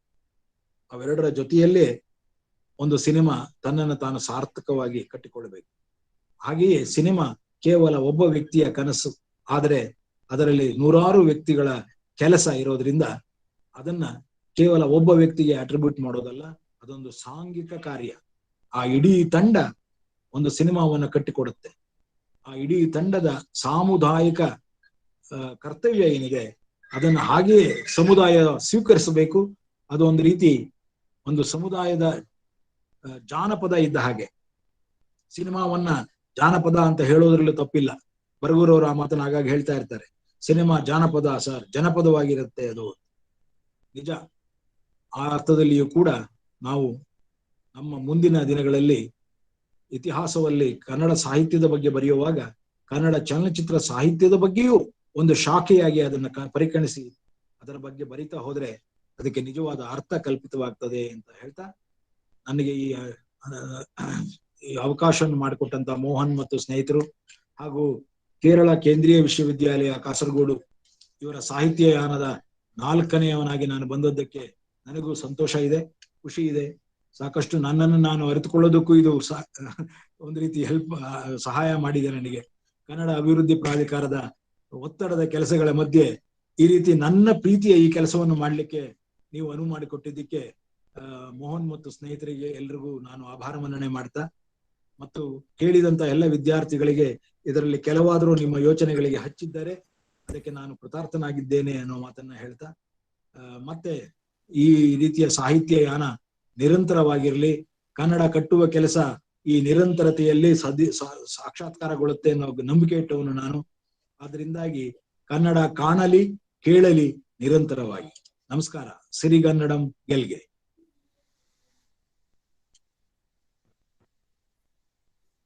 ಸಿನಿಮಾ ಇದೊಂದು ಸಾಂಘಿಕ ಕಲೆ, ಎಲ್ಲಾ ಕಲೆಗಳನ್ನ ತನ್ನ ಮೂಸೆಯಲ್ಲಿ ಹಿಡಿದಿಟ್ಟುಕೊಂಡಿದೆ ಎನ್ನುತ್ತಾ ಕನ್ನಡ ಸಾಹಿತ್ಯ ಹಾಗೂ ಚಲನಚಿತ್ರಕ್ಕೆ ಇರುವ ಅವಿನಾಭಾವ ನಂಟಿನ ಕುರಿತು ಬಹಳ ವಿಸ್ತಾರವಾಗಿ ತಮ್ಮ ವಿಚಾರ ಲಹರಿಯನ್ನ ನಮ್ಮ ಮುಂದೆ ಹಂಚಿಕೊಂಡ ಟಿ.ಎಸ್. ನಾಗಾಭರಣ ಸರ್ ಅವರಿಗೆ ಹೃತ್ಪೂರ್ವಕ ವಂದನೆಗಳು. ಮುಂದೆ ಸಂವಾದ ಕಾರ್ಯಕ್ರಮವನ್ನ ನಡೆಸಿಕೊಡ್ತಾ ಇದ್ದಾರೆ ನಮ್ಮ ವಿಭಾಗದ ಉಪನ್ಯಾಸಕರಾದಂತಹ ಶ್ರೀಯುತ ಚೇತನ್ ಸರ್ ಅವರು. ಎಲ್ರಿಗೂ ನಮಸ್ತೆ. ಈಗಾಗ್ಲೇ ವೆಬಿನಾರ್ ನಲ್ಲಿ ಸುಮಾರು 3/4 ಗಂಟೆಗೂ ಹೆಚ್ಚು ಕಾಲ ಕನ್ನಡ ಚಲನಚಿತ್ರ ಸಾಹಿತ್ಯದ ಬಗ್ಗೆ ಉಪನ್ಯಾಸವನ್ನ ಸರ್ ನಡೆಸಿಕೊಟ್ಟಿರ್ತಾರೆ. ಇದ್ರ ಬಗ್ಗೆ ಈ ಸಂವಾದಕ್ಕೆ ಈ ವೇದಿಕೆ ತೆರೆದುಕೊಳ್ತಾ ಇದೆ. ಯಾವುದೇ ರೀತಿಯ ಪ್ರಶ್ನೆಗಳಿದ್ರೆ ಚುಟುಕಾಗಿ ನೇರವಾಗಿ ಕೇಳಬಹುದು. ಚಾಟ್ ಬಾಕ್ಸ್ ಅಲ್ಲಿ ಹಾಕಿದ್ರೆ ನಾವು ಕೂಡ ಅದನ್ನ ಸರಿಗೆ ಮುಟ್ಟಿಸುವಂತ ಪ್ರಯತ್ನವನ್ನ ಮಾಡ್ತೀವಿ. ಪ್ರಶ್ನೆ ಕೇಳುವವರಿಗೆ ಸೂಚನೆ, ನೇರವಾಗಿ ಕೇಳಿ, ಚುಟುಕಾಗಿರ್ಲಿ ಪ್ರಶ್ನೆಗಳು. ಈಗಾಗಲೇ ಚಾಟ್ ಬಾಕ್ಸ್ ನಲ್ಲಿ 3-4 ಪ್ರಶ್ನೆಗಳಿದೆ. ಸರ್, ಈಗಾಗಲೇ ಮೈಸೂರಿನಿಂದ ಡಾಕ್ಟರ್ ಸತೀಶ್ ಚಂದ್ರ ಎನ್ನುವರು ಒಂದು ಪ್ರಶ್ನೆಯನ್ನ ಕೇಳಿದ್ದಾರೆ. ಸರ್, ಕೇಳಿಸ್ತಾ ಇದೆಯಲ್ಲ? ಕೇಳಿಸ್ತಾ ಇದೆ, ಹೇಳಿ. ಅವರು ಸತೀಶ್ ಚಂದ್ರ ಎನ್ನುವರು ಪ್ರಶ್ನೆಯನ್ನ ಕೇಳಿದ್ದಾರೆ. ಸೃಜನಶೀಲ ಸಿನಿಮಾ ಸಾಹಿತ್ಯವನ್ನ ಇನ್ನೂ ನಮ್ಮ ಅಕಾಡೆಮಿಕ್ ಕ್ಷೇತ್ರದಲ್ಲಿ ಗಂಭೀರವಾಗಿ ಪರಿಗಣಿಸದಿರುವುದು ವಿಷಾದದ ಸಂಗತಿ. ಅತ್ಯುತ್ತಮ ಚಲನಚಿತ್ರಗಳು ಹಾಗೂ ಸಾಹಿತ್ಯದ ಬಗ್ಗೆ ಹೆಚ್ಚು ಹೆಚ್ಚು ಚರ್ಚೆಯೇ ನಡೆದಿಲ್ಲ. ಈ ನಿಟ್ಟಿನಲ್ಲಿ ನಮ್ಮ ಅಕಾಡೆಮಿಗಳು, ವಿಶ್ವವಿದ್ಯಾನಿಲಯಗಳು ಹಾಗೂ ಸಿನಿಮಾ ರಂಗದ ಪಾತ್ರವೇನು? ಹಾಗೇನೆ ಅದ್ರ ಜೊತೆಗೆ ಇನ್ನೊಂದು ಪ್ರಶ್ನೆ ಕೇಳಿದ್ದಾರೆ ಅವರೇ, ಜೊತೆಗೆ ನಮ್ಮ ಸಿನಿಮಾಗಳ ಶ್ರೀಮಂತ ಪರಂಪರೆಯ ಸರಿಯಾದ ದಾಖಲಾತಿಗಳು ಲಭ್ಯವಿಲ್ಲದಿರುವುದು ನೋವಿನ ಸಂಗತಿ. ಈ ಬಗ್ಗೆ ಕಾರ್ಯೋನ್ಮುಖವಾಗುವ ಬಗೆ ಹೇಗೆ ಅಂತ. ಮೊದಲನೇದಾಗಿ ಚಲನಚಿತ್ರ ಇತಿಹಾಸ 2010ರವರೆಗೆ ಈಗಾಗಲೇ ಕರ್ನಾಟಕ ಚಲನಚಿತ್ರ ಅಕಾಡೆಮಿಲೂ ಇದೆ ಮತ್ತು ವಾಣಿಜ್ಯ ಮಂಡಳಿಯಲ್ಲೂ ಇದೆ. ಅದರಲ್ಲಿ ವಿಸ್ತೃತವಾಗಿ ಕನ್ನಡ ಚಲನಚಿತ್ರ ರಂಗದ ಒಟ್ಟಾರೆ ಇತಿಹಾಸವನ್ನ 1934ರಿಂದ 2010ರವರೆಗೂ ಈಗಾಗಲೇ ಅದು ದೊರಕ್ತಾ ಇದೆ. 2 ಸಂಪುಟಗಳಿದೆ ಮೊದಲನೇದು. ಅದರಿಂದ ಅದರ ನಂತರದ್ದು 2010ರ ನಂತರದ್ದು ಈಗ ಆಗ್ಬೇಕು, ಅದಿನ್ನೂ ಆಗಿಲ್ಲ. 2010ರಿಂದ 2021ರವರೆಗೆ ಅದು ದೊರಕತ್ತೆ, ಅದು ಇದೆ. ಇನ್ನೊಂದು, ಈಗ ಶೈಕ್ಷಣಿಕವಾಗಿ ಇದು ಸಿನಿಮಾ ಸಾಹಿತ್ಯ ತನ್ನನ್ನು ತಾನು ಕಂಡುಕೊಳ್ಬೇಕಾದ್ರೆ ಅಥವಾ ಅದಕ್ಕೆ ನಿರ್ದಿಷ್ಟವಾದ ಒಂದು ಮುದ್ರೆ ಒತ್ತಬೇಕಾದ್ರೆ ಅದು ಸತತವಾಗಿ ನಿರಂತರವಾಗಿ ಅದರ ಬಗ್ಗೆ ಚರ್ಚೆ, ಸಂವಾದ, ಅದರ ಬಗ್ಗೆ ಪೇಪರ್ಗಳು ಮಂಡಿಸೋದಾಗ್ಲಿ, ಅವುಗಳನ್ನ ದಾಖಲಿಸೋದಾಗ್ಲಿ, ಅವೆಲ್ಲವೂ ಒಂದು ರೀತಿ ಒಂದು ಪುಸ್ತಕ ಸ್ವರೂಪಕ್ಕೆ ಬರೋದಾಗ್ಲಿ, ಇವೆಲ್ಲವೂ ಕೂಡ ಬಹಳ ಮುಖ್ಯ ಆಗ್ತದೆ. ಈ ದೃಷ್ಟಿಯಲ್ಲಿ ನಾವು ಸಿನಿಮಾವನ್ನ ಗಂಭೀರವಾಗಿ ಪರಿಗಣಿಸದೇ ಇರೋ ಕಾರಣದಿಂದಾಗಿ ಯೂನಿವರ್ಸಿಟಿಯಲ್ಲಿ, ಯಾವ ಯೂನಿವರ್ಸಿಟಿಯಲ್ಲೂ ನನಗೆ ಕಂಡ ಹಾಗೆ ಬಹಳ ರೇರು, ನೀವು ಕಾಸರಗೋಡಿನವರು, ಕೇಂದ್ರೀಯ ವಿಶ್ವವಿದ್ಯಾಲಯದವರು, ಸಿನಿಮಾವನ್ನು ನೀವು ಕರ್ಕೊಂಡು ಬಂದು ನಿಮ್ಮ ಜೊತೆ ಅದನ್ನ ಒಂದು ಸಾಹಿತ್ಯವನ್ನ ಸಂವಾದ ಮಾಡೋದಕ್ಕೆ ಬಿಟ್ಟಿದ್ದೀರಿ. ಅದಕ್ಕೆ ನಿಜವಾಗಿಯೂ ನಿಮ್ಗೆ ಆಭಾರ ಮನ್ನಣೆ ಮಾಡ್ತೇನೆ. ಈ ರೀತಿ ಎಲ್ಲ ಕಡೆಯೂ ಆಗ್ಬೇಕು. ನಮ್ಮಲ್ಲಿ ಸಾಕಷ್ಟು ಜನಕ್ಕೆ ಭಾಷಾ ಮಾಧ್ಯಮವನ್ನ ಸಿನಿಮಾ ಭಾಷಾ ಮಾಧ್ಯಮದ ಜೊತೆಯಲ್ಲಿ ಸಮೀಕರಿಸೋದಕ್ಕೆ ಇಷ್ಟವೇ ಇಲ್ಲ. ಆದ್ರೆ ಸಿನಿಮಾ ಭಾಷಾ ಮಾಧ್ಯಮವೇ ಇವತ್ತು ಜನರನ್ನ, ಇವತ್ತೆಷ್ಟೋ ಜನ ಹಿಂದಿ ಮಾತಾಡ್ತಾರೆ. ಹೇಗೆ ಮಾತಾಡ್ತಾರೆ? ಹಿಂದಿ ಸಿನಿಮಾ ನೋಡಿ ಮಾತಾಡ್ತಾರೆ. ಹಾಗಾಗಿ ಎಷ್ಟೋ ವ್ಯಕ್ತಿಗಳಿಗೆ ಆ ಪದ ಪುಂಜಗಳು ಗೊತ್ತೇ ಇರೋಲ್ಲ, ಅದ್ರ ಅರ್ಥ ಆಮೇಲೆ ಗೊತ್ತಾಗುತ್ತೆ ಅವರಿಗೆ. ಆದ್ರೆ ಅವೆಲ್ಲ ಕೇಳಿಸಿ ಆಗ್ಬಿಟ್ಟಿರುತ್ತೆ. ಸೊ ಆದ್ರಿಂದಾಗಿ ಶೈಕ್ಷಣಿಕವಾಗಿ ಯಾವಾಗ ಚಲನಚಿತ್ರ ಸಾಹಿತ್ಯವನ್ನ ನಾವು ಗಮನಿಸ್ತೇವೋ ಆಗ ಅದು ಖಂಡಿತ ಎಲ್ಲ ಕಡೆಯೂ ತನ್ನ ಛಾಪನ್ನ ಮೂಡಿಸುತ್ತೆ. ಸರ್, ಇನ್ನೊಂದು ಪ್ರಶ್ನೆ ಮಹಾಂತೇಶ್ ಒಡ್ಲೂರ್ ಅಂತ ಎನ್ನುವ ಪ್ರಶ್ನೆಯನ್ನ ಕೇಳಿದ್ದಾರೆ. ಮಹಾಂತೇಶ್ ಒಡ್ಲೂರ್ ಎನ್ನುವರು ಅವರ ಪ್ರಶ್ನೆ, ನೀವು ಅನೇಕ ಕಾದಂಬರಿ ಆಧಾರಿತ, ನಾಟಕ ಆಧಾರಿತ ಸಿನಿಮಾಗಳ ಕುರಿತು ಹೇಳಿದಿರಿ. ಈಗಿನ ಬಹುತೇಕ ಕನ್ನಡ ಸಿನಿಮಾಗಳು ಕಾದಂಬರಿನೂ ಅಥವಾ ನಾಟಕಗಳ ಆಧಾರಿತ ಸಿನಿಮಾಗಳು ಬರುತ್ತಾ ಇಲ್ಲ. ಇದಕ್ಕೆ ಮೂಲ ಕಾರಣವೇನು ಸರ್? ಪ್ರೇಕ್ಷಕರ ಅಭಿರುಚಿಯೋ ಅಥವಾ ನಿರ್ದೇಶಕರ ಕಾಲಿತಲೆಯೋ ಅಂತ ಅವರು ಪ್ರಶ್ನೆಯನ್ನ ಕೇಳಿದ್ದಾರೆ. ಮಹಾಂತೇಶ್ ಹೊಳ್ದೂರ್ ಅವರು. ಅವರ ಓದಿನ ಅಷ್ಟೊಂದು ಓದ್ತಾ ಇಲ್ಲ ಅನ್ನೋದು. ಯಾರು ಓದೋದಿಲ್ವೋ ಅವರಿಗೆ ಅದು ಯಾವುದು ಅರಿವು ಆಗೋದೇ ಇಲ್ಲ. ಆ ಅರಿವು ಆಗೋದಕ್ಕೆ ಸಾಧ್ಯ ಯಾವಾಗ ಅಂದ್ರೆ ನೀವು ಓದ್ತಾ ಇದ್ದಾಗ. ನಮಗೆ ಸಾಹಿತ್ಯವನ್ನ ಹತ್ರ ತಂದು ಕೊಟ್ಟದ್ದೇ ಮನೋಹರ ಗ್ರಂಥಮಾಲೆ, ಸ್ವಪ್ನ ಬುಕ್ ಸ್ಟಾಲು, ಈ ತರದ ಎಲ್ಲ ದೊಡ್ಡ ದೊಡ್ಡ ಪ್ರಕಾಶಕರು, ಇವರೆಲ್ಲರ ಮುಖಾಂತರ ಪ್ರತಿಯೊಂದು ಪುಸ್ತಕವೂ ನಮಗೆ ಓದಿಗೆ ಸಿಗ್ತಾ ಇತ್ತು, ಓದ್ತಾ ಇದ್ವಿ. ಆದ್ರೆ ಇವತ್ತು ಓದು ಕಡಿಮೆ ಆಗಿದೆ, ನೋಡುವುದು ಜಾಸ್ತಿ ಆಗಿದೆ. ನೋಡುವುದು ಯಾವುದು? ಎಲ್ಲ ಸಿನಿಮಾಗಳನ್ನ, ಬೇರೆ ಬೇರೆ ಸಿನಿಮಾಗಳನ್ನ ನೋಡ್ತಾರೆ. ಆ ನೋಡಿದ್ದ ರೂಪಕಗಳು, ಆ ಇಮೇಜ್ಗಳೇ ತಮ್ಮ ಕಣ್ಣು ಮುಂದೆ ಇರ್ತದೆ. ಅವನ್ನ ಇಟ್ಕೊಂಡು ಸಿನಿಮಾ ಮಾಡಕ್ ಹೊರಡ್ತಾರೆ. ಹಾಗಾಗಿ ಸಾಹಿತ್ಯ ಆಧಾರಿತವಾಗಿ ಏನು ಕೆಲಸ ಆಗ್ತಾ ಇಲ್ಲ. ಕವನಗಳನ್ನೇ ಆಧರಿಸಿ ಒಂದು ಸಿನಿಮಾ ಮಾಡಬಹುದು ಅಂತ ತೋರಿಸ್ಕೊಟ್ಟವರಿಗೆ ಅದು ಸಾಧ್ಯ ಇಲ್ವಾ? ಸಾಧ್ಯ ಇದೆ. ಆದ್ರೆ ಮಾಡೋದಕ್ಕೆ ಮನಸ್ಸು ಮತ್ತು ಅರಿವು ಇಲ್ಲ. ಇನ್ನೊಬ್ರು ಸರ್, ಚಂದನಾ KS ಎನ್ನುವರು ಪ್ರಶ್ನೆಯನ್ನ ಕೇಳಿದ್ದಾರೆ. ಚಂದನಾ KS ಎನ್ನುವರು ಅವರ ಪ್ರಶ್ನೆ, ಬಹುತೇಕ ರಾಷ್ಟ್ರ ಪ್ರಶಸ್ತಿ, ಅಂತಾರಾಷ್ಟ್ರೀಯ ಪ್ರಶಸ್ತಿ ವಿಜೇತ ಚಿತ್ರಗಳು ಕಲಾತ್ಮಕ ಚಿತ್ರಗಳು ಹೆಚ್ಚಾಗಿ ಚಿತ್ರಮಂದಿರಗಳಲ್ಲಿ ಪ್ರದರ್ಶನಗೊಳ್ಳದಿರಲು ಕಾರಣವೇನು? ಬಹಳ ಅದೇ ಹೇಳ್ಬಿಟ್ರಲ್ಲ, ಕಲಾತ್ಮಕ ಅಂತ ಹೇಳ್ಬಿಟ್ರಲ್ಲ. ಹೌದು. ಕಲಾತ್ಮಕ, ವ್ಯಾಪಾರಿ, ಇವುಗಳ ಮಧ್ಯೆ ಇರುವಂತಹ ದೊಡ್ಡ ಡಿವಿಷನ್ ಏನಪ್ಪಾ ಅಂದ್ರೆ, ವ್ಯಾಪಾರಿ ಮನೋಭಾವದ ಚಿತ್ರಗಳು ಪ್ರತಿಯೊಂದು ಥಿಯೇಟರ್ಗೂ ಅದು ಹೋಗುವಂತಹ ಎಲ್ಲ ರೀತಿಯ ವ್ಯವಸ್ಥೆ ಇರುತ್ತೆ. ಆದ್ರೆ ಕಲಾತ್ಮಕ ಚಿತ್ರಗಳಿಗೆ ಆ ರೀತಿಯ ವ್ಯವಸ್ಥೆಗಳು ಕಮ್ಮಿ. ಹಾಗಾಗಿ ಅದು ಅಲ್ಲಿ ನಿಮ್ಮ ಹತ್ರಕ್ಕೆ ಬಂದಿರೋದಿಲ್ಲ. ಆಮೇಲೆ ಬಹಳ ಮುಖ್ಯವಾಗಿ ನಿಮಗೆ ನನ್ನ ಪ್ರಶ್ನೆ ಏನಪ್ಪಾ ಅಂದ್ರೆ, ನೀವು ಕೇವಲ ಕಲಾತ್ಮಕ ಮತ್ತು ವ್ಯಾಪಾರಿ ಚಿತ್ರಗಳನ್ನ ಯೋಚನೆ ಮಾಡ್ತಾ ಇದ್ದೀರಲ್ಲ, ಒಳ್ಳೆಯ ಮತ್ತು ಕೆಟ್ಟ ಸಿನಿಮಾಗಳನ್ನು ಮಾತ್ರ ಯೋಚನೆ ಮಾಡಿ. ನಮ್ಮಲ್ಲಿ ಇದೊಂದು ವಿಭಜನೆ ಬಹಳ ಬೇರೆ ರೀತಿಯಲ್ಲಿ ಯೋಚನೆ ನಡೆದಿದೆ. ಕಲಾತ್ಮಕ ಚಿತ್ರಗಳೆಲ್ಲವೂ ಚೆನ್ನಾಗಿರುತ್ತೆ, ವ್ಯಾಪಾರಿ ಚಿತ್ರಗಳೆಲ್ಲವೂ ಕೆಟ್ಟದಿರುತ್ತೆ ಅನ್ನುವಂತಹ ಯೋಚನೆಯನ್ನು ಬಿಡಿ. ಹಾಗೆಯೇ ಕೂಡ ಎಲ್ಲ ಚಿತ್ರಗಳಲ್ಲಿ ಒಳ್ಳೆಯದು ಮತ್ತು ಕೆಟ್ಟದ್ದಿರ್ತದೆ, ವಿಭಾಗಗಳು ಬೇರೆ ಆಗ್ಬೋದು, ಮಾಡುವ ಕ್ರಮಗಳು ಬೇರೆ ಆಗಿರ್ಬೋದು, ನಿರ್ದೇಶಕನ ಅಟೆಂಪ್ಟ್ ಬೇರೆ ಆಗಿರ್ಬೋದು. ಈಗ ಬಹಳ ದುಡ್ಡು ಮಾಡಿದ ಸಿನಿಮಾ ವ್ಯಾಪಾರಿ ಚಿತ್ರ ಅನ್ನೋದಾದ್ರೆ, ಬಹಳ ಅವಾರ್ಡ್ ತಗೊಂಡು ಸಿನಿಮಾ ಕಮರ್ಷಿಯಲ್ ಇದು ಆರ್ಟ್ ಸಿನಿಮಾ ಅನ್ನೋದಾದ್ರೆ ಎಷ್ಟೋ ಸಿನಿಮಾಗಳು ಅವೆರಡನ್ನೂ ಪಡ್ಕೊಂಡಿರ್ತಾವಲ್ಲ. ನನ್ನ ಸುಮಾರು 15-16 ಸಿನಿಮಾಗಳು ಆ ರೀತಿಯವು. ಆ ಎಲ್ಲ ಸಿನಿಮಾಗಳನ್ನ ಏನಂತ ಕರಿತೀರಿ ಹಾಗಾದ್ರೆ? ಆರ್ಟ್ ಅಂತ ಕರಿತೀರಾ, ಕಮರ್ಷಿಯಲ್ ಅಂತ ಕರಿತೀರಾ? ಆ ವಿಭಜನೆಯಿಂದ ಹೊರತಾಗಿ ನೀವು ಒಳ್ಳೆಯ ಮತ್ತು ಕೆಟ್ಟ ಸಿನಿಮಾಗಳನ್ನ ವಿಭಜಿಸಿಕೊಳ್ಳಿ. ನಮಸ್ಕಾರ ಸರ್. ನಮಸ್ತೆ. ನಮಸ್ಕಾರ. ಹೇಳಿ. ಹಲೋ, ಕೇಳಿಸ್ತದೆ ಸರ್? ಕೇಳ್ತಾ ಇದೆ, ಮಾತಾಡಿ. ಹಲೋ, ಕೇಳಿಸ್ತಾ ಇದೆ, ಹೇಳಿ ಸರ್. ಕನ್ನಡ ಚಲನಚಿತ್ರದ ಬಗ್ಗೆ ಬಹಳ ಚೆನ್ನಾಗಿ ಉಪನ್ಯಾಸ ನೀಡಿದಿರಿ, ಬಹಳ ಸಂತೋಷ ಆಯ್ತು. ನಾವು ಸಿರುಗುಪ್ಪ ತಾಲೂಕು ಬಳ್ಳಾರಿ ಜಿಲ್ಲೆಯಿಂದ ಮಾತಾಡ್ತಾ ಇದೀವಿ ಸರ್. ನೀವು ಎಲ್ಲಾ ಹೇಳಿದ್ರಿ, ಈ ಕಾರಂತರದ ಬಗ್ಗೆ, ಸಿನಿಮಾ ರಂಗದ ಬಗ್ಗೆ. ಆದ್ರೆ ಡಾಕ್ಟರ್ ರಾಜ್ಕುಮಾರ್ ಅದ್ರ ಬಗ್ಗೆ ನಿಮ್ಮ ಅಭಿಪ್ರಾಯ ಏನು ಸರ್? ಅವ್ರದ್ದು ಸಾಹಿತ್ಯದ ಬಗ್ಗೆ ಮಾತಾಡ್ತಾ ಇದ್ರು, ನಟರ ಬಗ್ಗೆ ಅಲ್ಲ. ಅದರಿಂದಾಗಿ ಅದು ಹೇಳಿಲ್ಲ. ಅದನ್ನ ನಾನು ಹೇಳಿದೆ 54ರಲ್ಲಿ ರಾಜ್ಕುಮಾರ್ ಬಂದ್ಮೇಲೆ ಇಡೀ ಸಿನಿಮಾದ ಇದೇ ಬದಲಾಯಿತು ಅಂತ ಹೇಳಿದೆ. ಅದ ನೀವು ಕೇಳಿಸ್ಕೊಂಡಿಲ್ಲ ಅಂತ ಕಾಣುತ್ತೆ. ಹಾಗೇನೆ ಅಣ್ಣ ಅವ್ರ ಬಗ್ಗೆ, ಅಣ್ಣ ಅವ್ರ ಜೊತೆ ಸಿನಿಮಾ ಮಾಡಿದವನು ನಾನು. ಹೌದು, ಕಾದಂಬರಿ ಮಾಡಿದವನು ನಾನು. ಅದರಿಂದ ಇದು ಸಾಹಿತ್ಯ ಮತ್ತು ಸಿನಿಮಾ, ಆದ್ರಿಂದ ಅದನ್ನ ಅಷ್ಟು ವಿಶದವಾಗಿ ಹೇಳಲಿಲ್ಲ ಅಷ್ಟೇ. ಹೌದು, ಉಲ್ಲೇಖ ಮಾಡ್ಬೇಕಾಯ್ತು ಸರ್ ತಾವು ದಯವಿಟ್ಟು. ಮಾಡಿದ್ದೀನಿ 1954 ರೆಫರೆನ್ಸ್ ಹೇಳಿದ್ದೀನಿ. ರೈಟ್ ಸರ್ ನಮಸ್ಕಾರ. ಕೇಳಿ ಸರ್, ಕೇಳಿಸ್ತಿದೆ. ಸರ್ ಶಿವಕುಮಾರ್ ಅಂತ, ಹೊಳೆ ನರಸೀಪುರದಿಂದ. ನಾಗಭರಣ ಸರ್ ನಮಸ್ತೆ. ಸಾಹಿತ್ಯ ಮತ್ತು ಸಿನಿಮಾ ಅಂತ ನೋಡಿದಾಗ ಕೊಡುಕೊಳ್ಳುವಿಕೆ ತುಂಬಾ ಚೆನ್ನಾಗಿ ಹೇಳಿದ್ರಿ. ಆದ್ರೆ ಬದಲಾವಣೆ ಬಗ್ಗೆ ಒಂದ್ ಸ್ವಲ್ಪ ಹೇಳಿ ಸರ್. ಅಂದ್ರೆ ಸಾಹಿತ್ಯ ಕೃತಿಯಲ್ಲಿರೋದು ಸಿನಿಮಾದಲ್ಲಿ ಬಂದಾಗ ಆ ಬದಲಾವಣೆಯ ಹಿಂದೆ ಇರುವಂತಹ ತಾತ್ವಿಕ ಚಿಂತನೆಗಳ ಬಗ್ಗೆ ಒಂದ್ ಸ್ವಲ್ಪ ಹೇಳಿ ಸರ್. ಅದನ್ನ ಒಂದು ಸಪರೇಟ್ ಸೆಷನ್ನೇ ಮಾಡ್ಬೋದು, ಆ ರೀತಿಯ ಒಂದು ದೊಡ್ಡ ಮಟ್ಟದ ಇದು. ಆದ್ರೆ ಇಷ್ಟು ಮಾತ್ರ ಹೇಳಬಲ್ಲೆ, ಇದು ಕಾದಂಬರಿ ಒಂದು ಮಾಧ್ಯಮ, ಸಾಹಿತ್ಯ ಮಾಧ್ಯಮ. ಅದನ್ನ ಸಿನಿಮಾ ಮಾಧ್ಯಮಕ್ಕೆ ತಂದಾಗ ಅದು ದೃಶ್ಯ ಮಾಧ್ಯಮಕ್ಕೆ ತನ್ನದೇ ಆದಂತಹ ಬೇರೆ ಬೇರೆ ಮಾರ್ಪಾಡುಗಳನ್ನ, ಸ್ವರೂಪವನ್ನ ಅದು ಬದಲಾಯಿಸಿಕೊಳ್ಳಲೇಬೇಕಾಗುತ್ತೆ. ಒಂದೇ ಒಂದು ಉದಾಹರಣೆ ಕೊಡ್ತೇನೆ. ಸಾಹಿತ್ಯದಲ್ಲಿ ಒಂದು ಮರದ ಕೆಳಗೆ ಆತ ಕುಳಿತಿದ್ದ ಅಂತ ಹೇಳಿದಿರುತ್ತೆ ಅಂತ ಇಟ್ಕೊಳ್ಳಿ.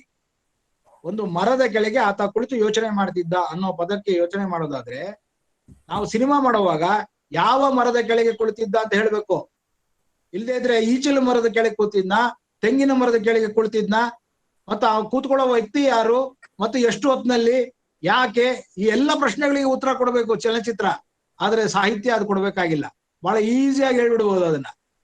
ಎಲ್ಲವೂ ರೂಪಕಗಳ ಜೊತೆಯಲ್ಲಿ ಮತ್ತು ಕಾಲ್ಪನಿಕ ಪರಿಸರದ ಜೊತೆಯಲ್ಲಿ ಕಾದಂಬರಿ ಮುಂದಕ್ಕೆ ಹೋಗ್ಬೋದು.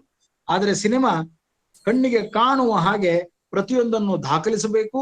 ಅದಕ್ಕೆ ತಕ್ಕ ಸೌಂಡ್ ಅಂತ ಏನ್ ಕಳಿತೀವಿ, ಧ್ವನಿ ಪರಿಸರಗಳನ್ನ ನಿರ್ಮಾಣ ಮಾಡಿಕೊಡ್ಬೇಕು.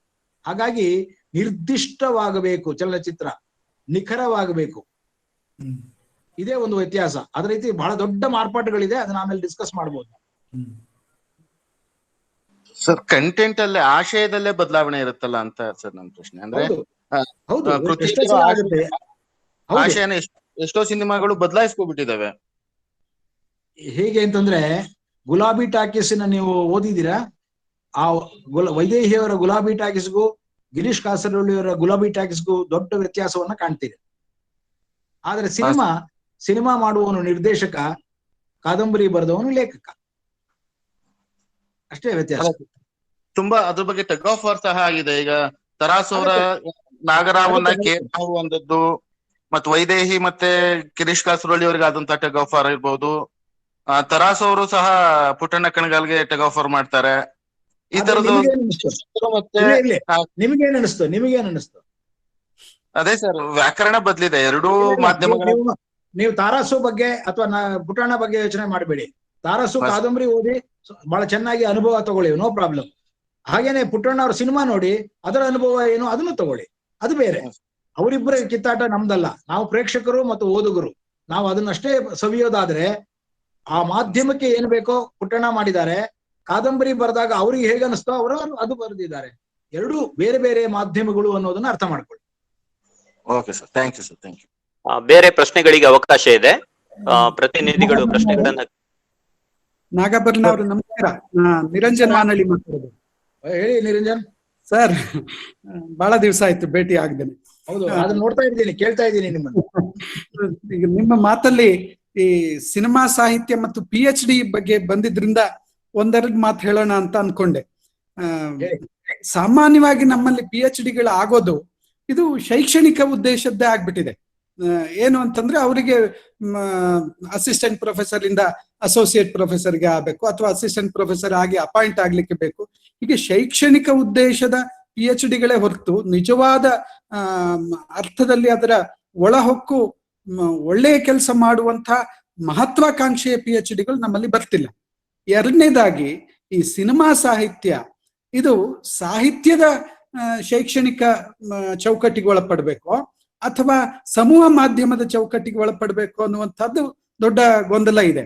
ಯಾತಕ್ಕಂತಂದ್ರೆ ಈಗ ಅಕಸ್ಮಾತ್ ಸಮೂಹ ಮಾಧ್ಯಮದಲ್ಲಿ ಅವರು ಮಾಡಿದ್ರು ಅಂತಂತಂದ್ರೆ ಕನ್ನಡದಲ್ಲಿ ಅವರಿಗೆ ಮುಂದೆ ಅವರ ಪದೋನ್ನತಿಗೆ ಇದು ಸಹಾಯ ಆಗೋದಿಲ್ಲ.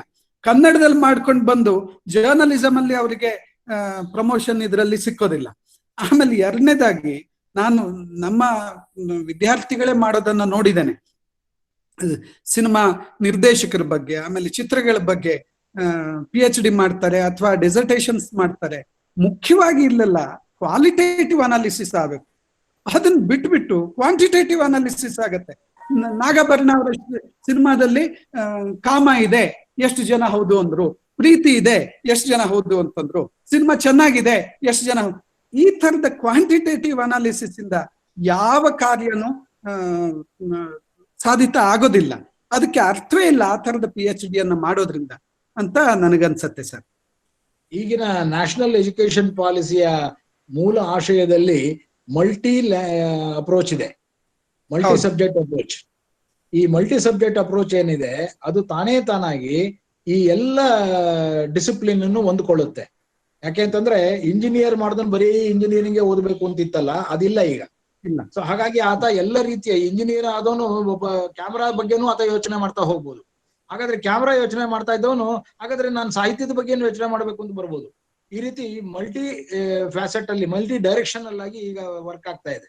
ಅದೇನಾದ್ರೂ ಸರಿಯಾಗಿ ಬಳಸ್ಕೊಂಡ್ರೆ ನಾವು ಇವತ್ತಿನ ಸಾಧ್ಯತೆ ಅಲ್ಲ, ನಾನು ಭವಿಷ್ಯದ ಸಾಧ್ಯತೆ ಬಗ್ಗೆ ಹೇಳ್ತಾ ಇದ್ದೇನೆ. ದೃಶ್ಯ ಮಾಧ್ಯಮ ಒಂದು ಬ್ರಹ್ಮ ರಾಕ್ಷಸ. ಅದನ್ನ ಬಳಸ್ಕೊಳ್ಳಿಕ್ಕೆ ನೀವು ಯಾರು ಸಿದ್ಧ ಇಲ್ಲದಿದ್ರೆ ಅವ್ರನ್ನ ಯಾವುದು ನಿಮ್ಮನ್ನೆಲ್ಲರನ್ನು ನುಂಗ ಹಾಕತ್ತೆ.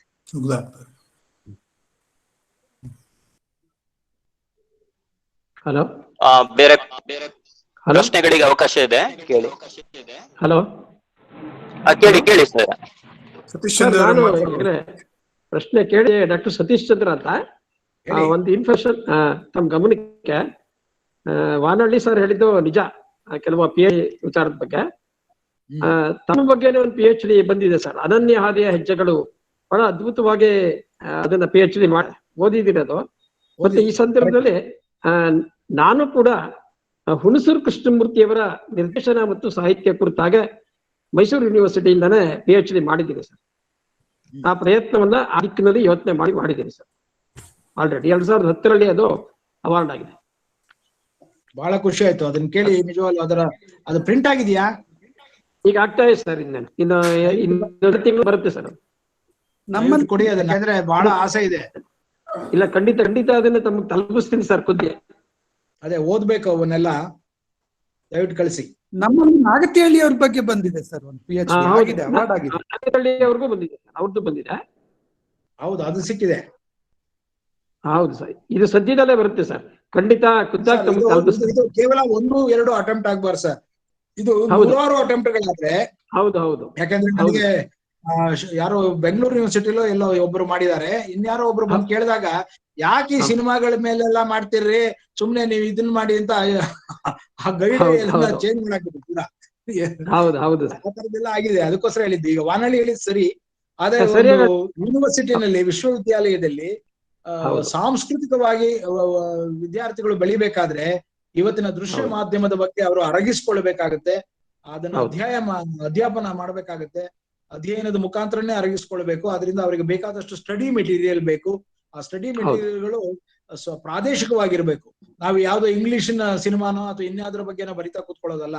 ನಮ್ಮಲ್ಲಿ ಹೌದು ಸರ್, ಆದಂತಹ ಸಾಕಷ್ಟು ದೊಡ್ಡ ದೊಡ್ಡ ಪ್ರಯೋಗಗಳೇನಿದೆ ಅದ್ರ ಬಗ್ಗೆ ಬರಿಬೇಕು. ಆಮೇಲೆ ನಮ್ಮಲ್ಲಿ ಎಷ್ಟೋ ಅತ್ಯುತ್ತಮ ಹಳೆಯ ಚಿತ್ರಗಳೇ ಸಿಕ್ಕೋದಿಲ್ಲ ಸರ್. ಅಧ್ಯಯನ ಮಾಡಕ್ ಕೂತಾಗ ತುಂಬಾ ಸಮಸ್ಯೆಗಳನ್ನ ಎದುರಿಸ್ಬೇಕಾಗುತ್ತೆ. ಆರ್ಕಿವ್ಸ್ ಅಲ್ಲಿ ನಮ್ಮಲ್ಲಿ ಅಂತ ಚಿತ್ರಗಳೇ ಇಲ್ಲ, ಪ್ರಿಂಟ್ಗಳೇ ಲಭ್ಯ ಇರೋದಿಲ್ಲ. ಅದಕ್ಕೆ ಅದು ಮಾಡ್ಬೇಕು ಅಂದಾಗ ಇದು ಆಗ್ಬೇಕು ಅಂತ ಆಗುತ್ತೆ. ಇದು ಆಗ್ಬೇಕು ಅಂದಾಗ ಅವ್ರು ಯಾರೋ ಒಬ್ರು ಕೆಲಸ ಮಾಡ್ತಾರೆ, ಇಲ್ಲದ್ರೆ ಯಾರು ಏನು ಮಾಡೋದು. ಅದರಿಂದಾಗಿ ಅವೆಲ್ಲ ಮಾಡ್ಬೇಕು ಅನ್ನೋದೇ ಮುಖ್ಯ. ನಾನು ಚಲನಚಿತ್ರ ಅಕಾಡೆಮಿಯಲ್ಲಿ ಸುಮಾರು 3,000 ಚಿತ್ರಗಳ ಸಿಡಿಗಳನ್ನ ಕಲೆಕ್ಟ್ ಮಾಡಿ ಇಟ್ಟಿದ್ದೆ. ಹೌದು ಹೌದು ಸರ್, ಹೌದು. ತುಂಬಾ ಚೆನ್ನಾಗಿತ್ತು ಸರ್ ಉಪನ್ಯಾಸ. ಪುಸ್ತಕ ಬಂದಾಗ ಖಂಡಿತ ನಿಮ್ಗೆ ತಲುಪಿಸ್ತೀನಿ ಸರ್ ನಾನು ಖುದ್ದಾಗಿ. ಹಲೋ ಹಲೋ ಹಲೋ ಕೇಳಿ ಕಿರಣ್ ಕೇಳಿ. ಸರ್ ನಮಸ್ತೆ. ನಮಸ್ತೆ. ಹಾ ಸರ್, ನಿಮ್ಮ ಉಪನ್ಯಾಸ ತುಂಬಾ ಚೆನ್ನಾಗಿತ್ತು ಸರ್. ನಾನು ಮೈಸೂರಿನವನು, ಕಿರಣ್ ಅಂತ ಹೇಳಿ. ಸರ್ ನಾನು ಗಡಿನಾಡು ಕೇರಳ ಕೇಂದ್ರೀಯ ವಿಶ್ವವಿದ್ಯಾಲಯದಲ್ಲಿ ವ್ಯಾಸಂಗ ಮಾಡ್ತೀನಿ ಸರ್. ಸೆಕೆಂಡ್ ಇಯರ್ ಸ್ಟೂಡೆಂಟ್ ನಾನು. ಹಾ ಸರ್, ಇದು ಸೆಕೆಂಡ್ ಇಯರ್ದು ಪ್ರೋತ್ಸಾಹ ಧನ ಇನ್ನು ಯಾಕೆ ನೀಡಿಲ್ಲ ಸರ್? ಅದು ಜುಲೈ 15 ಮೇಲೆ ಮಾತಾಡಿ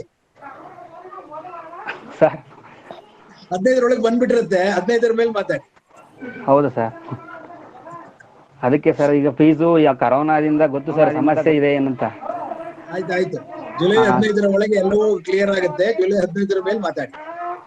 okay sir, thank you sir. Sir ನಮಸ್ತೆ. ನಾನು ಹಂಪಿ ಕನ್ನಡ ವಿಶ್ವವಿದ್ಯಾಲಯದಲ್ಲಿ PhD ಮಾಡ್ತಾ ಇದ್ದೀನಿ ಸರ್.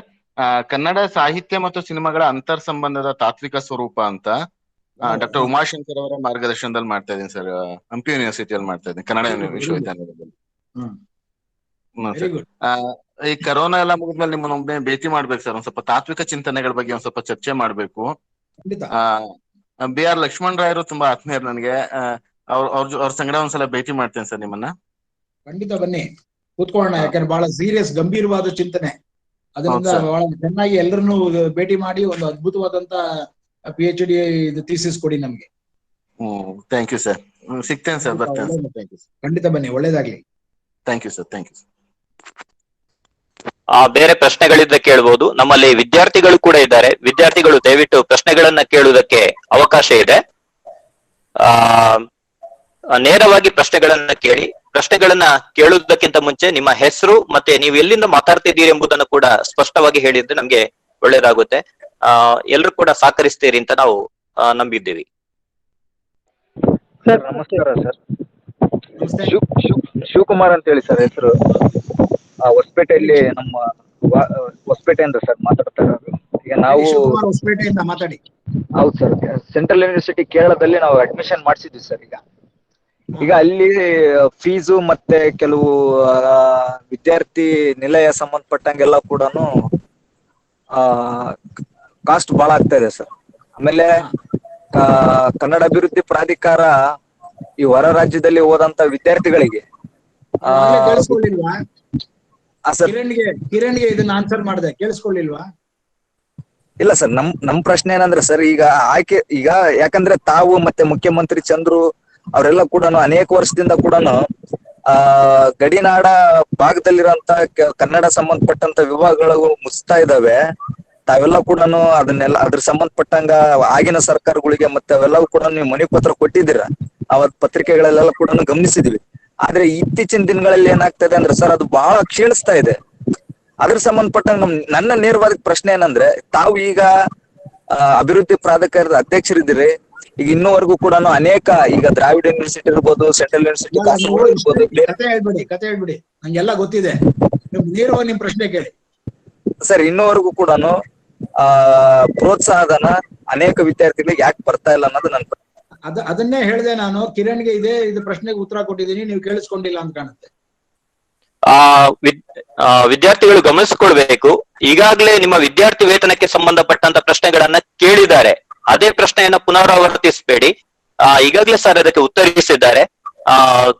ಮಾತ್ರಲ್ಲ, ಇವತ್ತಿನ ವಿಚಾರ ಸಂಕಿರಣಕ್ಕೆ ಸಂಬಂಧಪಟ್ಟ ಹಾಗೆ ನಿಮ್ಮ ಪ್ರಶ್ನೆಗಳಿದ್ದ ಅದನ್ನ ಕೇಳುವುದಕ್ಕೆ ಅವಕಾಶ ಇದೆ. ನೇರವಾಗಿ ಪ್ರಶ್ನೆಗಳನ್ನ ಕೇಳಿ. ಸರ್ ನಮಸ್ಕಾರ ಸರ್. ನಮಸ್ತೆ. ಕೇಳಿಸ್ತದೆ, ಹೇಳಿ. ಸರ್ ಮಲ್ಲಿಕಾರ್ಜುನ ಅಂತೇಳಿ ತುಮಕೂರು ವಿಶ್ವವಿದ್ಯಾಲಯದಲ್ಲಿ ಕನ್ನಡ MA ಮಾಡ್ತಾ ಇದ್ದೀನಿ. ಹೇಳಿಪ್ಪ. ಸರ್ ನಾವು ಸಿದ್ಧಗಂಗಾ ಮಠದಲ್ಲಿ ವ್ಯಾಸಂಗ ಮಾಡಿದ್ದು. ಇವತ್ತಿನ ಉಪನ್ಯಾಸ ತುಂಬಾ ಚೆನ್ನಾಗೇ ಇತ್ತು ಸರ್. ಕನ್ನಡ ಚಲನಚಿತ್ರಕ್ಕೂ ಮತ್ತು ಸಾಹಿತ್ಯಕ್ಕೂ ಇರುವ ಒಂದು ಸಂಬಂಧ.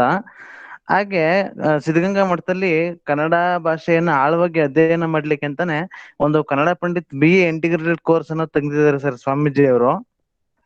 ಕಳೆದ 1964 ಪ್ರಾರಂಭ ಆಗಿದ್ದು 50 ವರ್ಷಗಳನ್ನು ದಾಟಿದೆ. ಈಗಾಗಲೇ 60 ವರ್ಷದ ದಾಪುಗಾಲು ಇಡ್ತಾ ಇದೆ ಸರ್. ಇದು 5 ವರ್ಷದ ಕೋರ್ಸ್ ಸರ್. ಇದರಲ್ಲಿ ಅಧ್ಯಯನ ಮಾಡಿದಂತ ವಿದ್ಯಾರ್ಥಿಗಳು ಇಲ್ಲಿ ಸೆಕೆಂಡ್ PUC ಬೋರ್ಡ್ ಇಲ್ಲ. ಒಂದು ಸೆಕೆಂಡ್ PUC ಬೋರ್ಡ್ ಮೇಲೆ ಯಾವುದೇ ಪರೀಕ್ಷೆಗಳನ್ನ ತಗೊಳ್ಲಿಕ್ಕೆ ಆಗೋದಿಲ್ಲ, ಸ್ಪರ್ಧಾತ್ಮಕ ಪರೀಕ್ಷೆಗಳನ್ನ ತೆಗೆದುಕೊಳ್ಳಿಕ್ಕೆ ಆಗೋದಿಲ್ಲ. ಮತ್ತೆ ಹೆಚ್ಚಿಗೆ ಅವಕಾಶಗಳು ಕೂಡ ಕಡಿಮೆನೆ ಸರ್ ಇರೋದು. ಈಗ ಏನಾದ್ರು ಹೊಸ ರಾಷ್ಟ್ರೀಯ ಶಿಕ್ಷಣ ನೀತಿ ಬಂದ್ಬಿಟ್ರೆ ಈ ಕೋರ್ಸ್ಗೆ ಯಾವುದೇ ರೀತಿ ಅವಕಾಶ ಇಲ್ಲದೆ ಇರುವಾಗ ಆಗುತ್ತೆ. ದಯಮಾಡಿ ಇದ್ರ ಬಗ್ಗೆ ತಾವು ಒಂದ್ ಸ್ವಲ್ಪ ಗಮನ ಹರಿಸಿ ನಮ್ಗೆ ಸೆಕೆಂಡ್ PUC ಬೋರ್ಡ್ ಮಾಡಿಸ್ಕೊಟ್ಟು ನಾವು ಸೆಕೆಂಡ್ PUC ಮೇಲೆ ಸ್ಪರ್ಧಾತ್ಮಕ ಪರೀಕ್ಷೆಗಳನ್ನ ಬರೀಲಿಕ್ಕೆ ಮತ್ತೆ ಈಗ ಅದಕ್ಕೊಂದು ಬೇರೆ ರೂಪುರೇಷೆಯನ್ನು ಕೊಟ್ಟು ಈ 4 ವರ್ಷಕ್ಕೆ ಯಾವ ರೀತಿ ಅದನ್ನ ಮಾಡ್ಬೋದು ಅಂತ ಒಂದು ವ್ಯವಸ್ಥೆ ಮಾಡ್ಕೊಡ್ಬೇಕು ಅಂತ ದಯಮಾಡಿ ಕೇಳ್ಕೊತೀವಿ ಸರ್. ಈ ಕೋರ್ಸ್ ತೆಗೆದವರು ಮತ್ತು ಈ ಕೋರ್ಸ್ ನಡೆಸ್ತಾ ಇರೋರಿಗೆ ಅದರ ಯೋಚನೆ ಇಲ್ವಾ? ಸರ್ ನಾವು ಗಮನಕ್ಕೆ ತಂದಿದ್ವಿ, ತಮ್ಗೆ ತಿಳಿಸ್ತೀವಿ ಅಂತ ಹೇಳಿದ್ರು. ಅಷ್ಟೊತ್ತಿಗೆ ಕೊರೋನಾ ಬಂತು. ನಿಮ್ಮ ಸಮಸ್ಯೆಗಳೇನಿದೆ ಅದನ್ನ ನೇರವಾಗಿ ಆಯಾ ಇಲಾಖೆಯ ಜೊತೆಯಲ್ಲೇ ವ್ಯವಹರಿಸಬೇಕು ಮತ್ತು ಅದನ್ನ ಅಲ್ಲಿ ಸಾಲ್ವ್ ಮಾಡ್ಕೋಬೇಕು. ಹೊರಗಿನಿಂದ ಅದು ಸಾಲ್ವ್ ಮಾಡುವಂತದ್ದಲ್ಲ. ಮೂಲತಃ ಏನಾಗಿರ್ಬೋದು, ಬೋರ್ಡ್ನವರು ನಿಮಗೆ ಸಂಬಂಧಪಟ್ಟ ಹಾಗೆ ಅದರಿಗೆ ಕ್ಲಾರಿಫಿಕೇಶನ್ ಕೊಟ್ಟಿರ್ತಾರೆ, ಅಥವಾ ಅದನ್ನ ಅವ್ರು ಸರಿ ಮಾಡಿರ್ಬೇಕು, ಅಥವಾ ನಿಮ್ಮ ಇವ್ರು ಯಾರಿದ್ದಾರೆ ಪ್ರಿನ್ಸಿಪಾಲ್ ಮತ್ತು ಅಡ್ಮಿನಿಸ್ಟ್ರೇಟರ್ ಯಾರಿದ್ದಾರೆ ಅವರು ಅದನ್ನು ನೇರವಾಗಿ ಬೋರ್ಡ್ಗಳ ಜೊತೆಯಲ್ಲಿ ಅದನ್ನು ವ್ಯವಹರಿಸಬೇಕು. ಸರ್ ಬೋರ್ಡ್ ಇದು ಒಂದು ಮೀಟಿಂಗ್ ಆಗಿತ್ತು ಸರ್ ಈಗ ಒಂದು 10 ವರ್ಷಗಳ ಕೆಳಗೆ.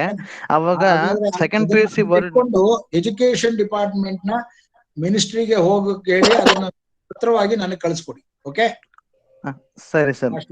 Okay thank you sir. ಆಗ್ಲಿ. ಬೇರೆ ಪ್ರಶ್ನೆಗಳಿದ್ರೆ ಕೇಳ್ಬೋದು. ಎಲ್ಲ ಪ್ರಶ್ನೆಗಳು ಮುಗ್ದೋಗಿರೋಂಗಿದೆ ಚಂದ. ಓ ಬನ್ನಿ ಹೇಳಿ. ಸರ್ ನನ್ನ ಹೆಸರು ಭುವನ ಅಂತ ಹೇಳ್ಬಿಟ್ಟು ನಾನು ತುಮಕೂರು ಯೂನಿವರ್ಸಿಟಿಲಿ ಕನ್ನಡ MA ನ ಓದ್ತಾ ಇದ್ದೀನಿ, ಫಸ್ಟ್ ಇಯರ್ ಸ್ಟೂಡೆಂಟು. ಹೇಳಿ ಸರ್. ಈಗ ಏನ್ ಹೇಳಿದ್ರಿ, ಸಾಹಿತ್ಯ ಮತ್ತೆ ಸಿನಿಮಾ ವಿಚಾರಕ್ಕೆ ಸಂಬಂಧಪಟ್ಟಂತೆ ಸಾಹಿತ್ಯನ ಆಧಾರವಾಗಿಟ್ಕೊಂಡು ಒಂದ್ ಸಿನಿಮಾನ ತೆಗಿಬೇಕಂತಂದ್ರೆ ಉದಾಹರಣೆ ಯಾವ್ದೋ ಒಂದ್ ಕಾದಂಬರಿನ ಆಧಾರವಾಗಿಟ್ಕೊಂಡು ತೆಗ್ದಿರ್ತಾರೆ. ಆದ್ರೆ ಕಾದಂಬರಿನಲ್ಲಿರುವಂತಹ ಪಾತ್ರಗಳೇ ಬೇರೆ ಆಗಿರುತ್ತೆ. ಅದು ಯಾವಾಗ ಸಿನಿಮಾಗೆ ಡೈರೆಕ್ಟ್ ಆಗಿ ಸಿನಿಮಾ ಪ್ರೊಡ್ಯೂಸ್ ಆಗುತ್ತೋ ಅದ್ ನಂತರ ಅದ್ರ ಪಾತ್ರಗಳು ತಿರುಚುವಿಕೆ ಆಗಿರುತ್ತೆ. ಇದು ಆಧುನಿಕ ಹೊಡೆತಕ್ಕೆ ಸಂಬಂಧಪಟ್ಟದ್ದು ಅಥವಾ ಇಲ್ಲಿ ನಿರ್ದೇಶಕರದ್ದು ಅಥವಾ ಜನ ಜಾಸ್ತಿ ಫಿಲ್ಮ್ನ ನೋಡ್ಲಿ ಅಂತ ಆತರ ಮಾಡೋದು ಸರ್? ಬಹಳ ಸಿಂಪಲ್ ಆಗಿದೆ. ಈಗ ನಿಮಗೆ ಒಂದು ಪ್ರಶ್ನೆ,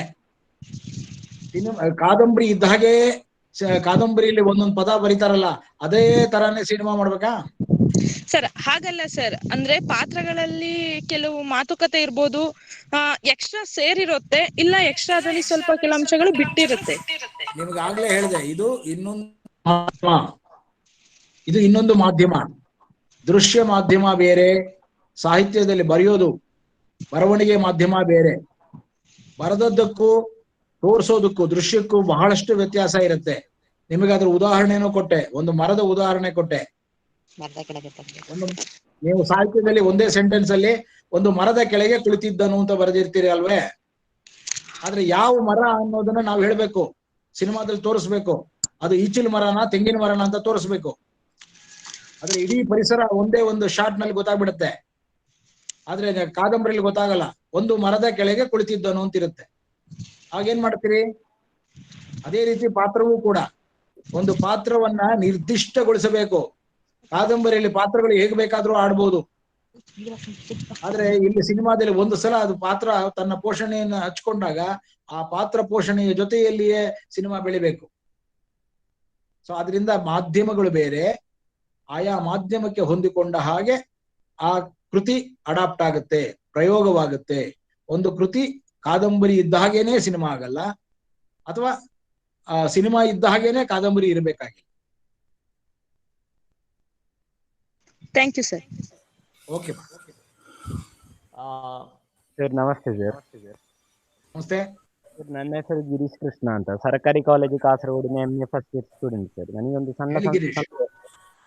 ಸರ್, ಇದು ಹೇಳಿದ್ರೆ ಕನ್ನಡ ಸಿನಿಮಾ ಇತರ ಸಿನಿಮಾ ಈಗ ಇತರ ಭಾಷೆಯ ಸಿನಿಮಾಕ್ಕೆ ಸಂಬಂಧಪಡಿಸಿ ನಾವೀಗ ನೋಡುದಾದ್ರೆ ನೈಜತೆಯಿಂದ ಇತ್ತೀಚಿನ ದಿನಗಳಲ್ಲಿ ದೂರ ಹೋಗ್ತಾ ಇದೆಯಾ ಅಂತ ಹೇಳುವ ಒಂದು ಸಂಶಯ ಉಂಟು ಸರ್. ಹೇಳಿದ್ರೆ ರಿಯಲಿಸಮ್ ಅಥವಾ ನೈಜತೆ ಅಂತ ಹೇಳುದು ಸಿನಿಮಾದಲ್ಲಿ ಎಷ್ಟರ ಮಟ್ಟಿಗೆ, ಅದೊಂದು ಸಣ್ಣ ಸಂದೇಹ ಸರ್. ಹೇಳಿದ್ರೆ ಮನುಷ್ಯನ ಜೀವನ ಮತ್ತು ಸಿನಿಮಾ ಹೇಳಿದ್ರೆ ಈಗ ಇತರ ಸಿನಿಮಾಗಳಿಗೆ ಸಂಬಂಧಪಟ್ಟ ಅಥವಾ ಹಳೆ ಕನ್ನಡ ಸಿನಿಮಾಗಳಿಗೆ ಸಂಬಂಧಪಟ್ಟಂತೆ ಈಗ ಚೋಮನ ದುಡಿ ಅಥವಾ ಇತರ ಇದು ಸಿನಿಮಾ ಆಗಿ ಬಂದಿರುವಾಗ ಅದಕ್ಕಿಂತ ಈಗಿನ ಹೊಸ ಸಿನಿಮಾಗಳು ನೈಜತೆ ಅಥವಾ ಮನುಷ್ಯನ ಜೀವನದ ವಾಸ್ತವಿಕತೆಯಿಂದ ದೂರ ಹೋಗ್ತಾ ಇದೆಯಾ ಅಂತ ಹೇಳುವ ಒಂದು ಸಂದೇಹ ಇದೆ ಸರ್. ಸಿನಿಮಾ ಒಂದು ರೀತಿ ನೈಜತೆಯನ್ನ ಸ್ವಲ್ಪ ಮೀರುತ್ತೆ, ಯಾಕೆಂದ್ರೆ ಅದು ರೀಕನ್ಸ್ಟ್ರಕ್ಟ್ ಆಗುತ್ತೆ. ಯಾವುದು ಕೂಡ ಡಾಕ್ಯುಮೆಂಟ್ರಿ ಅಲ್ಲ. ಸಿನಿಮಾ ಡಾಕ್ಯುಮೆಂಟ್ರಿ ಆಗಿದ್ದಾಗ ಅದು ಏನಿದೆಯೋ ಅದನ್ನೇ ಹೇಳುತ್ತೆ. ಯಾವುದೇ ರೀತಿಯ ವಾಸ್ತವತೆಯನ್ನ ಎಷ್ಟು ಬೇಕೋ ಅಷ್ಟು ಮಾತ್ರ ಇಲ್ಲಿ ಅದು ಡಾಕ್ಯುಮೆಂಟ್ರಿ ಏನ್ ಮಾಡುತ್ತೆ, ಪೂರಕ ರೆಕಾರ್ಡ್ ಮಾಡುತ್ತೆ. ಆದ್ರೆ ಒಂದು ಸಿನಿಮಾ ಆ ರೀತಿ ಮಾಡೋಲ್ಲ, ಅದನ್ನ ರೀಕ್ರಿಯೇಟ್ ಮಾಡುತ್ತೆ. ಯಾವುದೇ ರೀಕ್ರಿಯೇಷನ್, ಈಗ ಪೊಲೀಸ್ ಅಂದಾಗ ಪೊಲೀಸ್ ಇರ್ತಾನ, ಅಲ್ಲಿ ಪೊಲೀಸ್ ಪಾತ್ರದವನು ಇರ್ತಾನೆ. ಸೊ ತಾನೇ ರೀಕ್ರಿಯೇಟ್ ಆದ ಕೂಡ್ಲೆ ಅದು ಎನಾಕ್ಟ್ಮೆಂಟ್ ಆಗುತ್ತೆ. ಸೊ ಎನಾಕ್ಟ್ಮೆಂಟ್ ಆದ ಕೂಡಲೇ ಆ ನೈಜತೆಯನ್ನ ಮೀರಿದಂತಹ ಕೆಲಸ ಆಗ್ತಾ ಇರುತ್ತೆ. ಅವ್ರು ಹೇಳ್ಬೋದು ಬಹಳ ನೈಜವಾಗಿ ಅಭಿನಯಿಸಿದ್ದಾನೆ ಅಂತ ಹೇಳ್ಬೋದು ಅಷ್ಟೇ. ನೈಜತೆ ಇತ್ತು ಅನ್ನೋದನ್ನ ನೈಜವಾಗಿ ಅಭಿನಯಿಸಿದ್ದಾನೆ ಅಂತ ಹೇಳ್ಬೋದು. ಆದ್ರಿಂದ ಸಿನಿಮಾ ವಾಸ್ತವತೆ ಅಲ್ಲ, ಅದು ವಾಸ್ತವತೆಯನ್ನು ಮೀರಿದಂತಹ ಇನ್ನೊಂದು ಸತ್ಯವನ್ನ ಅದು ಹುಡುಕ್ತಾ ಇರುತ್ತೆ ಯಾವಾಗಲೂ. ಅದು ಬಹಳ ಮುಖ್ಯವಾಗಿ. ಆಮೇಲೆ ಕನ್ನಡ ಸಿನಿಮಾಗಳಲ್ಲಿ ನೈಜತೆ ಬಹಳಷ್ಟು ಇದೆ. ನೀವು ಸಾಕಷ್ಟು ಪ್ರಯೋಗಶೀಲ ಮನಸ್ಸುಗಳನ್ನ, ಪ್ರಯೋಗಶೀಲ ಸಿನಿಮಾಗಳನ್ನ ಕಂಡ್ರೆ ಅವಾಗ ನಿಮ್ಗೆ ಅರ್ಥ ಆಗುತ್ತೆ. ಈಗ ಕಾಸರಗೋಡು ಕನ್ನಡ ಶಾಲೆ ಇದೆಯಲ್ಲಪ್ಪ, ಅದನ್ನೇ ತಗೋಣ. ಅದ್ರಲ್ಲಿ ಎಷ್ಟು ನೈಜತೆ ಇತ್ತು, ಎಷ್ಟು ವಾಸ್ತವಿಕತೆ ಇತ್ತು. ಹೌದು ಸರ್, ಅದಲ್ಲಿ ಇತ್ತು ಸರ್, ಅದಲ್ಲಿ ವಾಸ್ತವತೆ ಇತ್ತು ಸರ್. ಅದನ್ನ ಆ ರೀತಿ ಅದನ್ನ ಎಷ್ಟರ ಮಟ್ಟಿಗೆ ಅದನ್ನ ವಾಸ್ತವಿಕತೆಯನ್ನು ತರ್ತೇವೆ ಮೂಡಿ ಬರ್ತಾ ಇಲ್ಲ ಅಂತ ಹೇಳೋ ಒಂದು ಸಂದೇಹ. ಸರಿ ಸರ್. ಇಲ್ಲ, 100ಕ್ಕೆ 99 ಸಿನಿಮಾಗಳು ಭ್ರಮಾತ್ಮಕವಾಗಿರ್ತವೆ. ಕೇವಲ 1% ವಾಸ್ತವಿಕತೆಯತ್ತ ತನ್ನ ಹೆಜ್ಜೆಗಳನ್ನು ಇಡುತ್ತೆ. 99%. ಅರ್ಥ ಆಯ್ತಾ? ಎಲ್ಲ ಇದೆ, ಬಾಹುಬಲಿನೇ. ಸರ್ ಸರ್ ನಮಸ್ತೆ, ನಾನು ರತ್ನಾಕರ ಮಲ್ಲಮೂಲೆ ಮಾತಾಡ್ತಾ ಇರೋದು. ಹೇಳಿ ಮಲ್ಲಮೂಲೆ. ಸರ್, ಒಂದು ಈ ಮಲಯಾಳ ಸಿನಿಮಾ ಸಾಹಿತ್ಯ ಮತ್ತು ಕನ್ನಡ ಸಿನಿಮಾ ಸಾಹಿತ್ಯವನ್ನು ನಾವು ಪರಿಗಣಿಸಿದರೆ, ಮಲಯಾಳ ಸಾಹಿತ್ಯ ಈಗ ಗೀತ ರಚನೆಗಾರರಿಗೆ ಈ ಒಂದು ಅಕಾಡೆಮಿಕ್ ಸ್ಥಾನಮಾನ ಇದೆ. ಆದ್ರೆ ಕನ್ನಡದ ಸಾಹಿತ್ಯ ವಲಯದಲ್ಲಿ ಇತ್ತೀಚೆಗೆ ಇನ್ನು ವಿಶ್ವವಿದ್ಯಾನಿಲಯಗಳಿರ್ಬೋದು ಅಥವಾ ಶಾಲಾ ಪಠ್ಯ ಪುಸ್ತಕಗಳಲ್ಲಿ ಅವರ ಗೀತೆಗಳು, ಸಿನಿಮಾ ಗೀತೆಗಳು ಸ್ಥಾನ ಪಡೆದಿವೆ. ಆದ್ರೆ ತುಂಬಾ ತಡವಾಗಿ. ಯಾಕೆ ಸರ್ ಅದು ಹಾಗೆ? ಆದ್ರೆ ಮಲಯಾಳದಲ್ಲಿ ನಾವು ನೋಡಿದ್ರೆ ಅವರಿಗೆಲ್ಲರಿಗೂ ಕೂಡ ಒಂದು ಶೈಕ್ಷಣಿಕವಾದಂತಹ ಒಂದು ಅಕಾಡೆಮಿಕ್ ಆದಂತಹ ಸ್ಥಾನಮಾನ ಅದೆಷ್ಟೋ ವರ್ಷಗಳ ಮೊದಲೇ ಸಿಕ್ಕಿದೆ. ಈಗ ಮಲಯಾಳಂನಲ್ಲಿ ಲಿಟ್ರಸಿ ಪರ್ಸೆಂಟೇಜ್ ಎಷ್ಟು? ಖಂಡಿತ ಕರ್ನಾಟಕದಿಂದ ಹೆಚ್ಚಿದೆ. ಅಷ್ಟೇ, ಅದನ್ನ ಅದೇ ಅರ್ಥ, ಅದೇ ಉತ್ತರ. ಎಲ್ರಿಗೂ ನಮಸ್ತೆ. ಇನ್ನು ಅದಕ್ಕಿಂತ ದೊಡ್ಡ ಉತ್ತರ ಇಲ್ಲ ರತ್ನಾಕರ್. ಹೌದೌದು, ಗೊತ್ತಾಯ್ತು ಸರ್, ಗೊತ್ತಾಯ್ತು. ಈಗಾಗ್ಲೇ ಸಮಯ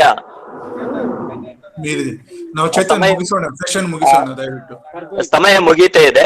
ಈಗಾಗ್ಲೇ 1.5 ಗಂಟೆ ದಾಟಿದೆ ನಮ್ಮ ವೆಬಿನಾರ್ ಪ್ರಾರಂಭ ಆಗಿ. ಹಾಗಾಗಿ ನಿಮ್ಮ ಪ್ರಶ್ನೆಗಳಿಗೆ, ಎಲ್ಲಾ ಪ್ರಶ್ನೆಗಳಿಗೆ ಕೂಡ ಸಾಧಾರಣವಾಗಿ ಸರ್ ಅವರು ತಮ್ಮ ಉಪನ್ಯಾಸದಲ್ಲಿ ಉತ್ತರಗಳನ್ನ ನೀಡಿದ್ದಾರೆ ಅಂತ ನಾನು ಅಂದ್ಕೊಂಡಿದ್ದೀನಿ. ಮಾತ್ರ ಅಲ್ಲ, ಸರ್ ಅವರ ಉಪನ್ಯಾಸವನ್ನ ಗಮನಿಸಿಕೊಂಡು ತುಂಬಾ ಮಂದಿ ಮೆಚ್ಚುಗೆಯ ಮಾತುಗಳನ್ನ ಕೂಡ ಚಾಟ್ ಬಾಕ್ಸ್ ಅಲ್ಲಿ ಹಾಕಿದ್ದಾರೆ. ಸರ್ ಅವರ ಗಮನಕ್ಕೆ ನಾನು ತರ್ತಾ ಇದ್ದೇನೆ. ಇಷ್ಟು ಹೊತ್ತು ಒಂದು ಒಳ್ಳೆಯ ಉಪನ್ಯಾಸದ ಜೊತೆಗೆ ಒಳ್ಳೆಯ ಸಂವಾದವನ್ನ ಕೂಡ ನಡೆಸುವುದಕ್ಕೆ ತಾವೆಲ್ಲರೂ ಕೂಡ ಕರ್ನಾಟಕದ ನಾನಾ ಭಾಗದ ಪ್ರತಿನಿಧಿಗಳು ಅವಕಾಶ ಮಾಡಿಕೊಟ್ಟಿದ್ದೀರಿ. ಅದಕ್ಕೆ ಸಂಬಂಧಪಟ್ಟ ಹಾಗೆ ಸರ್ ಅವರು ಕೂಡ ನಮ್ಮೊಂದಿಗೆ ಈ ಸಂವಾದದಲ್ಲಿ ಕೂಡ ಭಾಗವಹಿಸಿದ್ದಾರೆ. ಅವರಿಗೆ ಕೂಡ ಈ ಸಂದರ್ಭದಲ್ಲಿ ವಂದನೆಗಳನ್ನು ಸಲ್ಲಿಸ್ತಾ ಈ ಸಂವಾದ ಕಾರ್ಯಕ್ರಮವನ್ನು ಮುಕ್ತಾಯಗೊಳಿಸ್ತಾ ಇದ್ದೇವೆ. ಕಾರ್ಯಕ್ರಮದ ಮುಂದಕ್ಕೆ ಧನ್ಯವಾದ ಕಾರ್ಯಕ್ರಮ ನಡೆಸಿಕೊಡುವುದಕ್ಕೆ. ಆಗ್ಲಿ. ಸಂವಾದ ಕಾರ್ಯಕ್ರಮವನ್ನ ನಡೆಸಿಕೊಟ್ಟ ಎಲ್ಲರಿಗೂ ವಂದನೆಗಳು. ಅದಕ್ಕಿಂತ ಮುಂಚಿತವಾಗಿ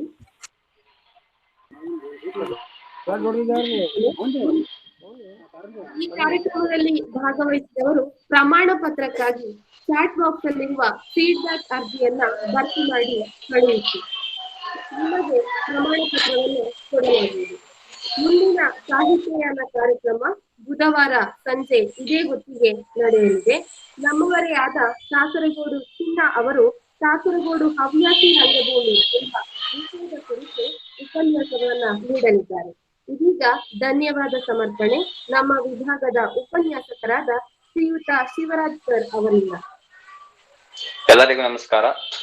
ಇಂದಿನ ಸಾಹಿತ್ಯಯಾನ ಕಾರ್ಯಕ್ರಮದಲ್ಲಿ ಕನ್ನಡ ಚಲನಚಿತ್ರ ಸಾಹಿತ್ಯ ಅನ್ನುವ ವಿಷಯ ಕುರಿತು ಉಪನ್ಯಾಸವನ್ನು ನೀಡಿದಂತಹ ಕನ್ನಡ ನಾಡು ನುಡಿ ಸಂಸ್ಕೃತಿಯ ರಕ್ಷಣೆ ವಿಚಾರ ಬಂದಾಗ ಸದಾ ಮುಂಚೂಣಿಯಲ್ಲಿ ನಿಲ್ಲುವಂತಹ ಸಿನಿಮಾ ಹಾಗೂ ರಂಗಭೂಮಿಯ ಕ್ಷೇತ್ರದಲ್ಲಿ ನಟರಾಗಿ ನಿರ್ದೇಶಕರಾಗಿ ಹೆಸರು ಮಾಡಿರುವಂತಹ ಆತ್ಮೀಯರಾದ ಟಿ.ಎಸ್. ನಾಗಾಭರಣ ಅಧ್ಯಕ್ಷರು, ಕನ್ನಡ ಅಭಿವೃದ್ಧಿ ಪ್ರಾಧಿಕಾರ, ಇವರಿಗೆ ಹೃದಯಪೂರ್ವಕ ಧನ್ಯವಾದಗಳನ್ನ ಅರ್ಪಿಸುತ್ತೇನೆ. ನಮಸ್ಕಾರ. ನನಗೂ ಬಹಳ ಖುಷಿ ಆಯ್ತು. ಹಾಗೆಯೇ ನಮ್ಮ ವಿಭಾಗದ ಮುಖ್ಯಸ್ಥರಾದ ಹಾಗೂ ಈ ಸಾಹಿತ್ಯಯಾನ ಕಾರ್ಯಕ್ರಮದ ರೂವಾರಿಗಳು ಡಾಕ್ಟರ್ ಎ.ಕೆ. ಮೋಹನ್ ರವರು, ಅಧ್ಯಕ್ಷರು, ಸಾಮಾಜಿಕ ವಿಜ್ಞಾನ ನಿಕಾಯ, ಕೇರಳ ಕೇಂದ್ರೀಯ ವಿಶ್ವವಿದ್ಯಾನಿಲಯ, ಇವರಿಗೂ ಕೂಡ ಹೃದಯಪೂರ್ವಕ ಧನ್ಯವಾದಗಳನ್ನ ಅರ್ಪಿಸುತ್ತೇನೆ. ಹಾಗೆಯೇ ಈ ಕಾರ್ಯಕ್ರಮದಲ್ಲಿ ಭಾಗವಹಿಸಿರುವಂತಹ ಎಲ್ಲ ಆತ್ಮೀಯ ಸಹೃದಯರಿಗೂ ಹಾಗೂ ಮಾಧ್ಯಮ ಮಿತ್ರರಿಗೂ ಹೃದಯಪೂರ್ವಕ ಧನ್ಯವಾದಗಳನ್ನ ಅರ್ಪಿಸುತ್ತೇನೆ. ಅವಕಾಶಕ್ಕಾಗಿ ಧನ್ಯವಾದಗಳು. ಶಿವರಾಜ್ ಸರ್, ನಿಮಗೂ ಧನ್ಯವಾದಗಳು. ಇನ್ನು ನಿಮ್ಮ ಭೇಟಿ ಮುಂದಿನ ಬುಧವಾರ ಸಂಜೆ 5 ಗಂಟೆಗೆ ಸಾಹಿತ್ಯಯಾನ ಕಾರ್ಯಕ್ರಮದಲ್ಲಿ.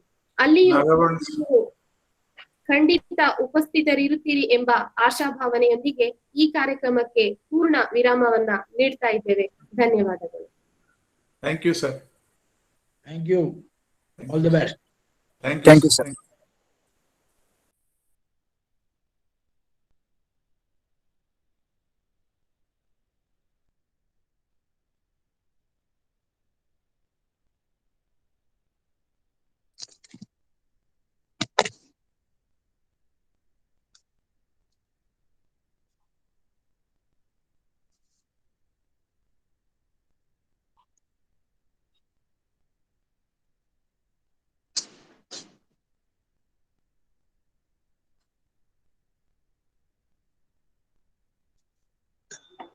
ಇದೆರಡು ತಗೊಂಡೋಗಿ ಬಿಸಿನೀರು ತಗೊಂಡ್ಬರ. ಬಿಸಿನೀರು ಇದೆಯಲ್ಲ,